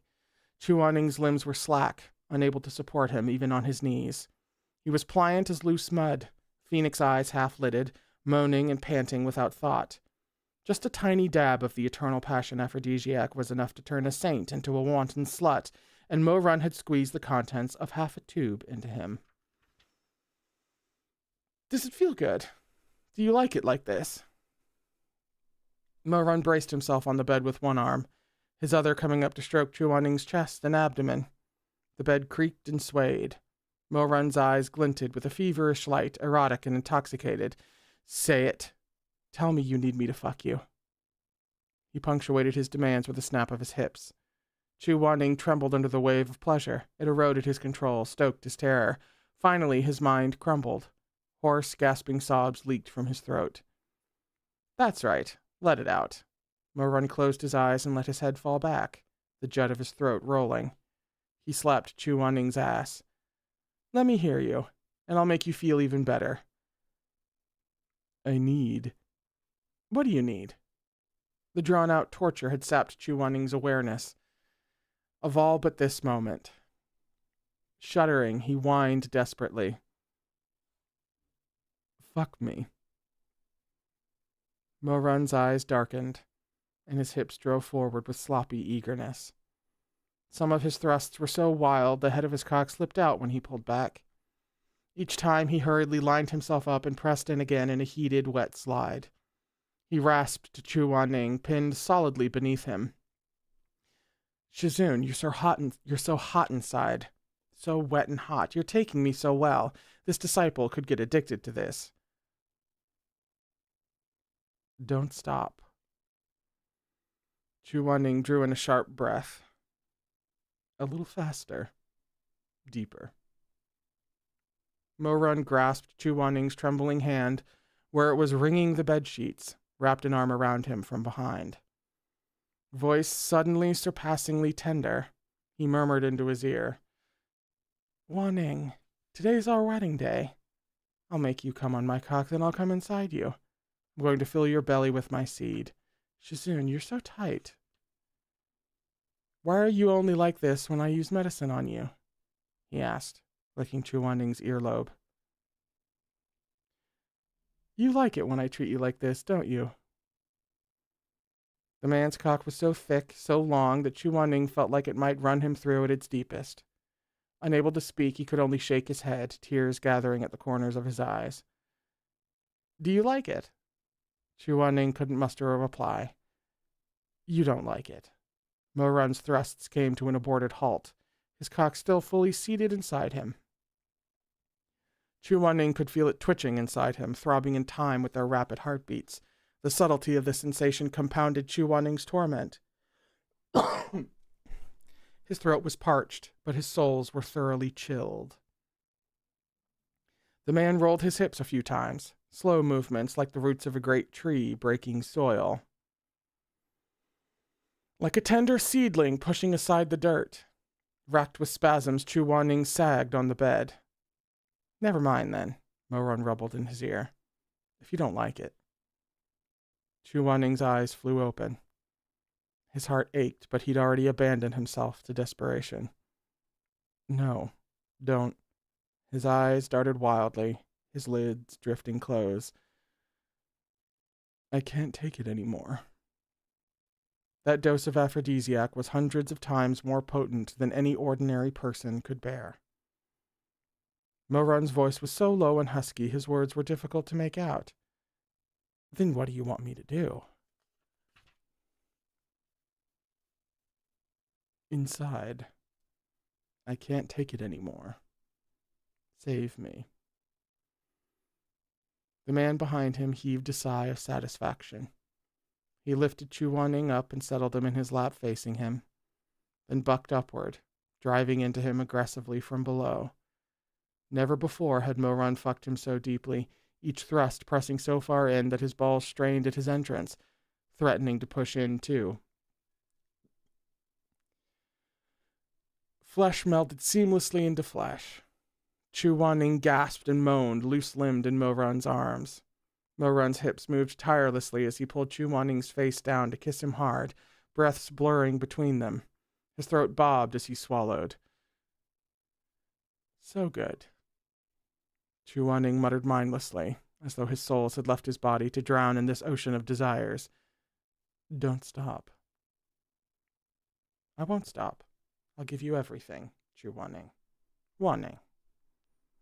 Mo-Run kept up this pace so long Chu Wanning wondered if he might die in his arms like this. Fluids and salve dripped out of him, churned to foam with their incessant motion, smearing onto his thighs and staining the sheets. Suddenly, Mo-Run hugged him tight, shifting forward to press Chu Wanning down on the bed again.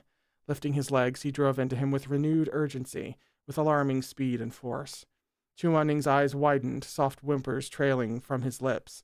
The man thrust into him with single-minded focus, pulling out each time until only the head of his cock remained inside, then snapping his hips forward so fiercely Chu Wanning's cries hitched with his movements.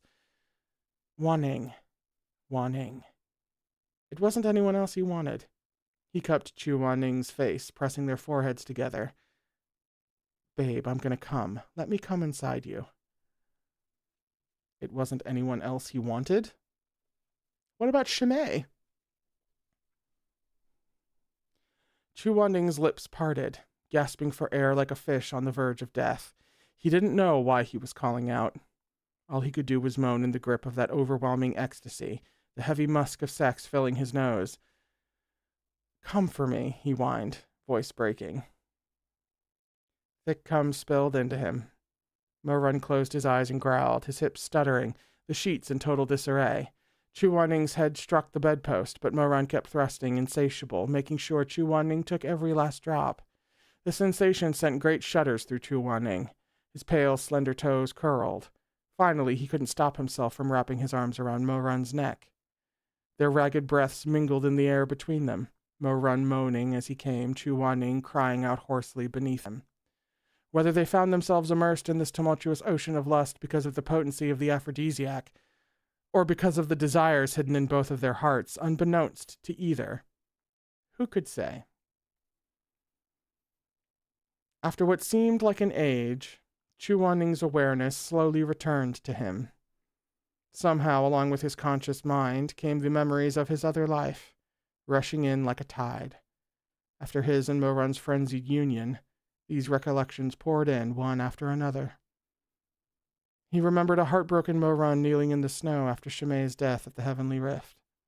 He remembered Ru Feng-sek awash in blood, earth and sky stained scarlet. Mo-run was laughing in delight as he ran his sword through Ye Wang-shi's shoulder. He remembered how he'd been made into a blood hourglass, and how Mo-run had salvaged his life in the Red Lotus Pavilion to then imprison him deep in the palace. His freedom wrested away. All of it came to him. One scene after another. The cave had once again appeared around them. He could feel the ice-cold ground beneath him, his robes torn away, his whole body damp and hot. Mo-run held him tightly from behind, his arms trembling. Both were drenched in sweat, and the air was heavy with the scent of sex. He remembered everything. Two things. That's not the end of the chapter. Two things.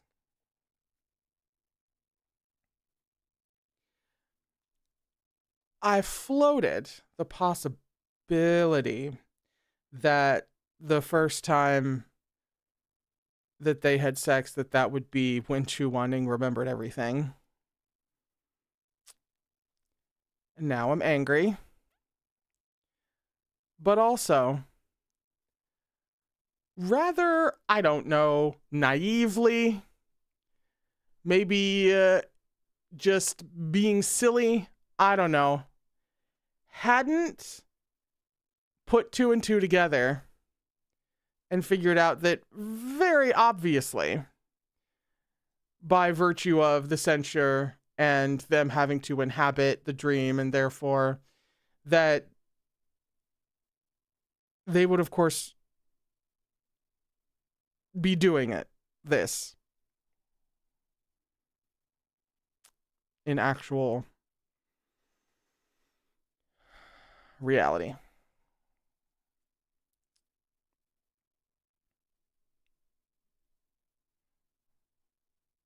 That's indeed fucking cruel.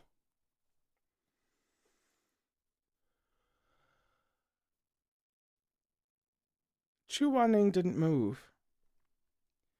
He didn't say anything. He didn't lose his temper. His head ached fit to split. He could feel that during their joining, something intangible had transferred from Mo-run's body into his own. Whatever it was, it allowed him to take hold of these memories of his other life. But what was it? There were too many new memories. Chu Wan-ning's skull felt swollen and tender. He should have known what it was that they exchanged between them, he thought. But as it was, he simply couldn't figure it out. Shizun. Mo-run's voice was so hesitant in his ear, like a soft bud at the end of a branch in the first days of spring. That harsh, domineering manner was completely gone. I'm sorry. Chu Wanning didn't turn in Mo Run's embrace, but at the sound of Mo Run's voice, he could imagine his red, teary eyes, his miserable, remorseful expression. I'm sorry, I still ended up hurting you. The censor had affected Mo Run the same way it had affected Chu Wanning. Although he remained conscious, he couldn't control any of his physical actions. When he grabbed Chu Wanning by the waist, when he took the man beneath him with such unforgiving urgency, Mo Run only felt terrible pain. He didn't want this at all. When he looked down and saw Chu Wanning's eyes red with unshed tears, he wanted to bend low and kiss him gently, to soothe and comfort him. But his lips shaped cutting words and his hands carried out such fierce abuse. No matter how his heart had screamed in agony, there had been nothing he could do to stop himself. Chu Wanning lay on the frigid stone, head throbbing, so sapped of strength he couldn't lift so much as a finger. As he listened to Mo Run's apology, his ears buzzed and his vision flashed dark, as though he might pass out again at any moment. Chu Wanning's lips parted. His desperate screams had left his voice scratchy and hoarse.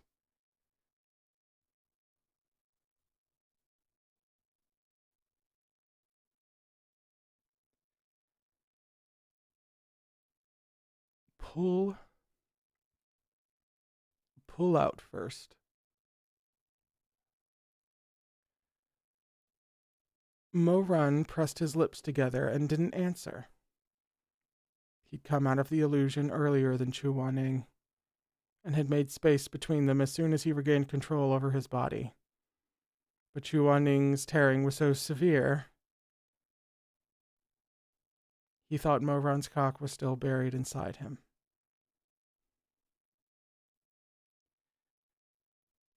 The ache in Mo Run's heart was unbearable.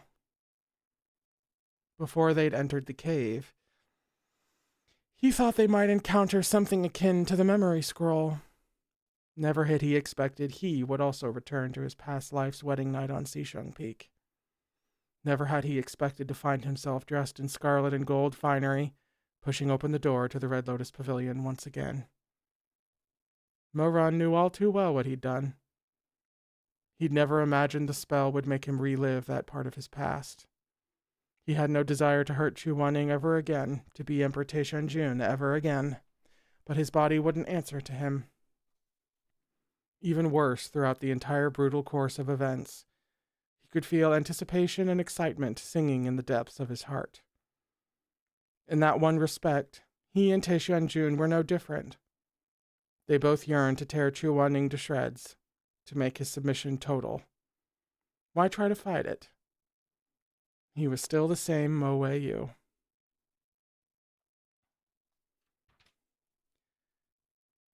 He couldn't change. He couldn't escape. In the course of that violent subjugation, Mo Run's brain had buzzed with dizzy pleasure when he heard the man underneath him whimpering in pain. Satisfaction clashed with all-consuming guilt, sending spray flying high into the air. Suddenly he couldn't tell who he was. Was he Taishanjun or Mo Zhongshe? Was he good or evil, kind or wicked? There between the sheets, he'd touched Chu Wanning's face and spoken those same disgraceful words he'd said in the past life. Consort Chu? Yes. In the past lifetime, out of all the acts he'd committed against Chu Wanning,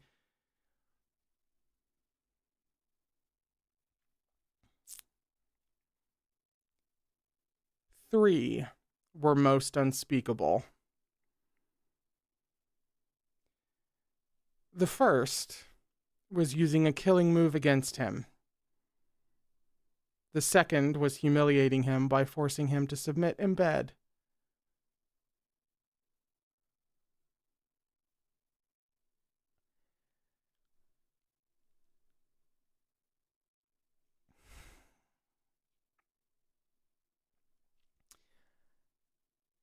And the third was to marry him.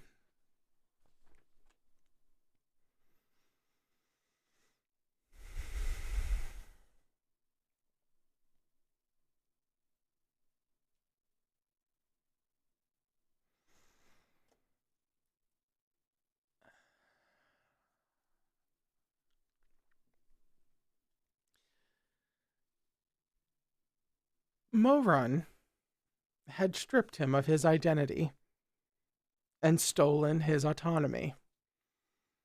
Acting on his own selfish desires, he'd transformed that dauntless cultivator into his rightful concubine. Not many had known the true identity of the consort Chu the emperor had taken. But it was an undeniable truth that Morun had forced him to don the scarlet veil and bow with him to heaven and earth before the watchful eyes of the crowd. He had foisted this unwanted title upon Chu Wanning. Even Morun wasn't sure what he'd intended with this. If he'd really wanted to cause Chu Wanning pain, he could have announced to the world that the emperor had married his own Shizun. He could have let everyone know that the Beidou immortal had been reduced to Taishunjun's bed warmer. Why hadn't he done so? He'd instead guarded this secret so carefully that even his Empress Song Chutong had been ignorant of the true identity of the mysterious consort Chu for a long time. He had fantasized about exacting revenge, about publicizing Chu Wanning's disgrace, but in the end he'd put on a show with no spectators at all. Yet he'd savored every moment of it. Why? He recalled how he'd wanted to give Chu Wanning a grave after he died, but was afraid everyone would finally see through his ploy and laugh at him. He had no choice but to wield the pick himself, digging a trench before the heaven-piercing tower. Within it, he buried the red and gold robes Chu Wanning had worn at their wedding ceremony. Taishunjun had sat in front of that gravestone for a long time, cheek in hand. He'd wanted to write, "Grave of the Emperor's former teacher, Chu Wanning." But these words seemed laughably pathetic, as if he were a pining, bitter widow. It would look ridiculous. He spent a long time in contemplation with Bugui held aloft before he had a flash of inspiration, an idea both discreet and intimate. Chuckling to himself, he scraped his blade across the stone. Grave of Consort Chu. He felt as if a great weight had been lifted off his chest, yet these 4 words still felt insufficient. He remembered Chu Wanning's lofty, arrogant mien, those eyes that rarely deigned to meet his own. Irritation and fondness bloomed in his heart. He'd never see that kind of expression on Chu Wanning's face again. Well then, Taishunjun would simply end up as his bitter, pining widow, he thought maliciously. Chu Wanning had abandoned him, leaving him to live on alone. How heartless was this man to use his own death as his last revenge.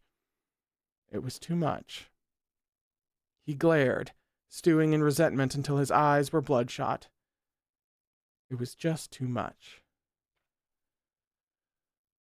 No. He resolved to disgrace and bully Chu Wanning one last time. He refused to let him shut his eyes without regrets in the underworld. A century later, when Morun entered hell himself, he wanted to be able to point and laugh at Chu Wanning, to taunt that man clad in white. "You lost and I won. See, you're dead, but I still humiliated you." Holding his blade, Taishunjun remained in thought in front of that grave until the sun disappeared and the curtain of evening fell, until darkness descended and the crescent moon winked down from on high. Surrounded by watery moonlight like frost, like the whisper of white robes, Morun at long last lifted Bugui and carved 2 more words into the gravestone.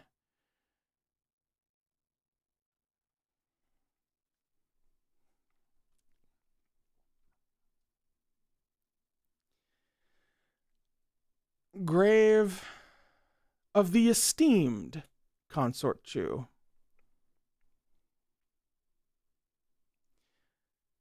Dust trickled softly down the stone.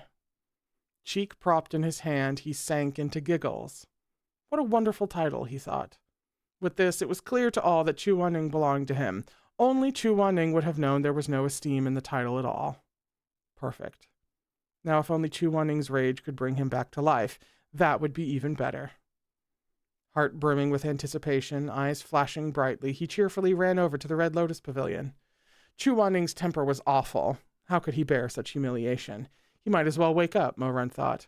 Then they could have another duel, another test of mettle. This time, when he saw Chu Waning struggling with his injuries, he would allow him a move. Hell, even 10 moves. He'd be willing to entertain it. So long as he woke up. He stood next to the lotus pond, gazing at that unmarred body. This venerable one's already allowed you 10 moves. Be reasonable now. Didn't you see the tombstone this venerable one raised for you? Aren't you mad? Don't you want to grab me by the collar and scream at me? Weren't you always so attached to your lofty reputation, but now all that's left is that ridiculous line, grave of the esteemed consort Chu. Wake up. Wake up. His face went from placid to livid with rage, but still Chu Waning lay there, unspeaking, unmoving. Only after a long, long time did Mo Run finally understand that he'd gotten what he'd always thought he'd wanted. Chu Waning's obedience. His Shizun, his mortal enemy, his companion in bed, his Chu Waning. Finally, he wouldn't talk back. In the silent, cold cave on Dragonblood Mountain, Mo Run embraced his wounded lover. Neither of them spoke. Mo Run suddenly recalled that rainy night they'd spent at the inn in Wuchang Town. The man in his arms had been so uncertain, yet so eager as he touched him. His ears bright red as he quietly asked Mo Run if it felt good. Back then, he'd vowed to himself never to hurt Chu Waning in this lifetime, not in the slightest measure. He'd wanted to take it slow, to stoke the flames bit by bit. He'd wanted to let Chu Waning gradually become comfortable with him before ultimately making him shudder with the ecstasy of their joining, body and soul. He'd made many plans, come up with many ideas. He'd imagined countless times what their first real union would look like, when and where it would be, whether the sky would be aglow with rosy sunset or spangled with brilliant stars, whether high tongue or apricot petals would float by outside the window. He never thought it would be like this, that the first time in this life they let their desire and flesh become one would be such an absurd, painful, and deranged affair. Both of them were deeply weary. As Mo Run lay next to Chu Waning, he felt a strange fluttering in his chest, as though some pure white object was trembling mightily in his heart. That object broke free with a great rumble, like a towering tree pulled up by its roots. That pristine whiteness seemed to be wrapped around something filthy and sinister. Both struggled outward, one white, one black, bursting from his chest with all speed. He didn't know what they were, but he had no thought to spare for it because Chu Waning had said, "Pull out first." He didn't reply. He didn't know what to say. Without a word, he repressed the agony in his chest. He slowly gathered the clothes that littered the ground and silently helped Chu Waning dress. It took a very long time, because he didn't dare touch Chu Waning below the waist. Those purpling bruises were indisputable evidence of what he'd done, of the pain Chu Waning was experiencing. Nor did he dare look at Chu Waning's face. What would he find in his eyes right now? Disappointment, rancor, desolation? Mo Run couldn't continue the thought. Finally, Chu Waning's robes were on again. Mo Run's headache worsened, and he was drenched in cold sweat. He thought maybe his discomfort was related to whatever had escaped from his heart. Enduring the pain, he wrapped his fingers around Chu Waning's ice-cold hand. He couldn't summon the courage to look at Chu Waning's face, so he merely stared at his fingers. Finally, he asked in a small voice, "Shizun, do you remember everything?" Mo Run's mind stalled. His face went blank, like an abandoned mutt that lost its home. After staring off into space for a long beat, he closed his eyes. He had always feared something like this would happen. But now that his trial was imminent, he discovered, much to his surprise, that he felt calm and at peace. Like an anxious fugitive led to the prison at last, he stood in his cheerless cell and looked around. Everything he dreaded, all those nightmares he'd run from, they all materialized in this new reality. The other shoe had finally dropped. While he was fleeing death, he'd never spent a single peaceful night. But now that the walls had closed around him, he could finally sleep soundly. There was no more need to run. There was no more hope, no more fear. Only relief. I'm confused. Many things still aren't clear to me. Whether from screaming or the heaviness of his new memories, Chu Waning's voice was hoarse and his complexion even worse than Mo Run's. It's all a mess. Mo Run screwed up all his courage and touched Chu Waning's bone-white cheek with fingers that trembled terribly. Mo Run, Chu Waning murmured vacantly. Emperor Tishanjun. Mo Run waited numbly for him to continue, but Chu Waning closed his eyes, lashes trembling, a deep furrow between his brows. Don't think about all of that right now. Eyes red-rimmed, Mo Run ran his fingers down Chu Waning's face, stroking the wisps of hair at his temples. Do you want to sleep? I'll stay with you. A shiver ran through Chu Waning. Mo Run felt like a knife was twisting in his heart. Shizun, don't be scared. It's me, not Taishanjun. I'll never hurt you again, not ever. Chu Waning's eyes fluttered open slightly, dewy wetness glimmering beneath sooty lashes. Mo Run thought he would speak, but after a moment no sound made it past his lips. Chu Waning merely closed his eyes again and turned his face aside, his shoulders hunching unconsciously. Shizun, I want to ask you something. Mo Run remained silent, waiting. If you'd found out earlier that the person who gave you kanji outside Wu Bei Temple was me, Chu Waning sounded bone-weary, would you have spared me all those years in Wushan Palace? The question cut straight to the quick of Mo Run's heart. He knew. Chu Waning already knew. But of course he did. When Mo Run had searched so obsessively for his savior Gaga in the past lifetime, Chu Waning had been right there in the palace. He must have known. Chu Waning had seen it all in the past life, but he'd never said anything.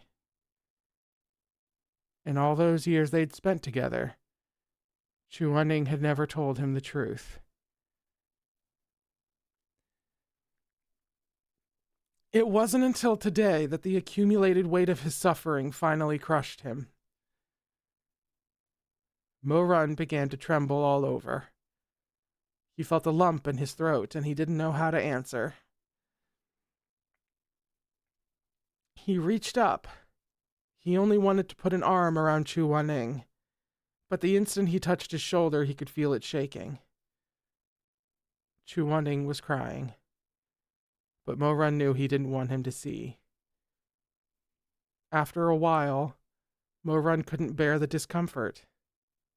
He still didn't know why the past life's Chu Waning had devised such an illusion, but he could no longer ignore the strange sensation in his chest. Looking down, he discovered with a start that a delicate tendril of smoke was floating out of his chest and into Chu Waning's. It was so gossamer pale he hadn't noticed it before.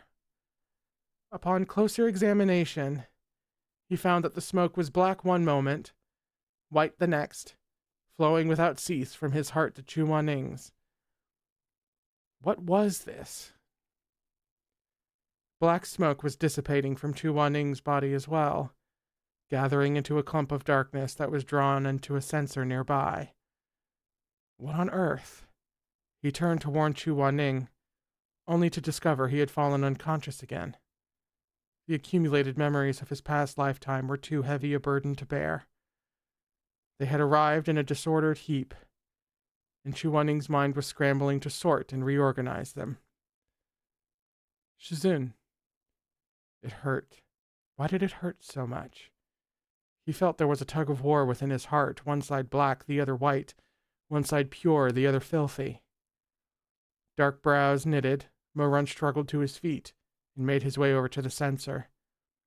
He lifted the lid with shaking fingers. Inside was the dark chi that had seeped out of his chest. It had coalesced in the shape of a black, lushy petaled flower. Mo-Run took one look at it before his vision went dark, and he knew no more.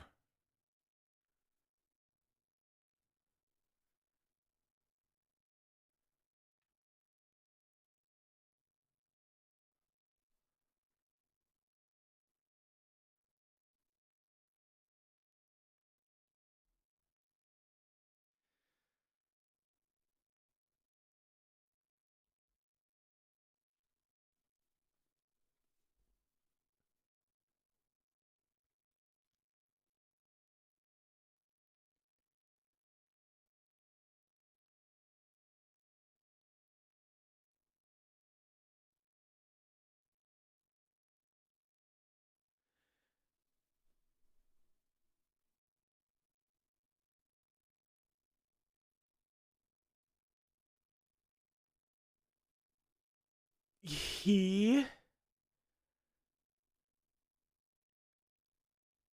knew.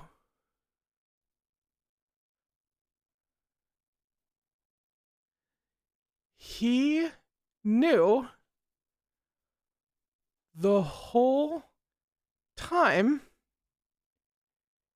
that he was the one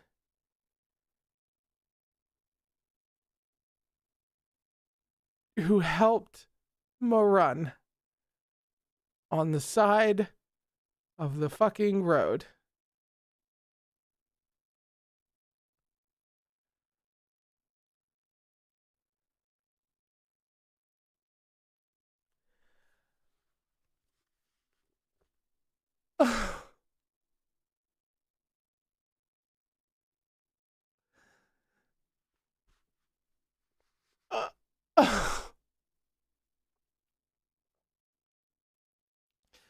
Okay.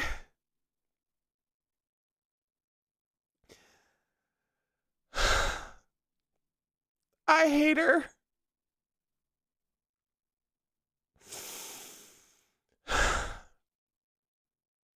I hate her. I hate her so much. I hate this woman. I hate her. I loathe this woman entirely.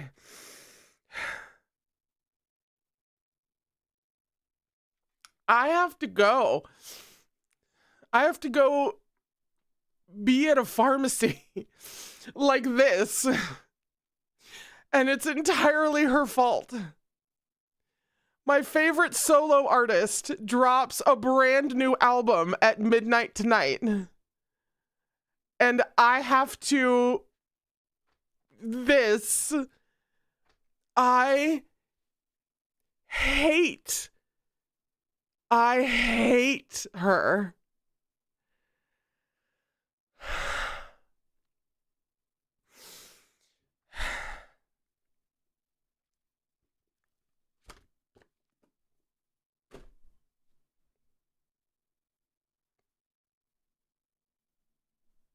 I have to go. I have to go.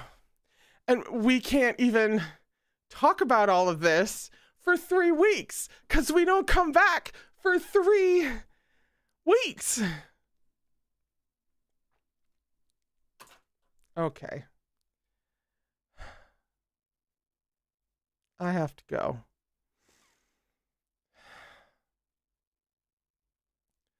I hate her, but I love you guys.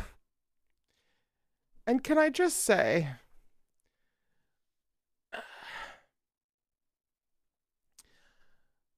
every chat for everything that I've read so far has been utter perfection. But it's really landed for me recently. And this is going to sound weird and parasocial to anyone who doesn't get it. But I don't really particularly fucking care.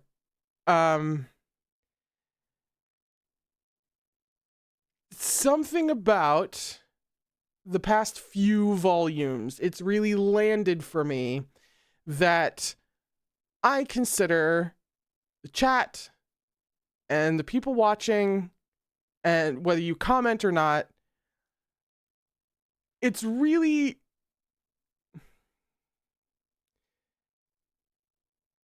we're friends.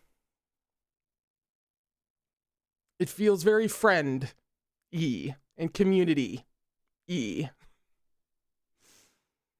with you and me. And we've bonded before, certainly, absolutely. But I gotta say, I'm not gonna see you guys for 3 weeks. And I'll be fucking damned if I'm not going to legitimately miss you.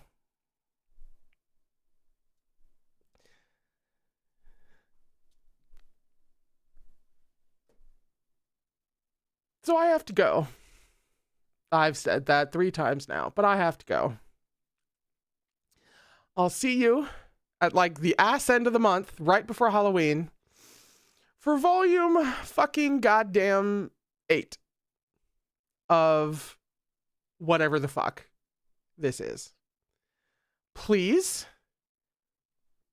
we're friends. Please take care of yourself over these next 3 weeks as best you can. And we'll be back for all of this. Thank you so much. And I'll see you right before Halloween. Okay?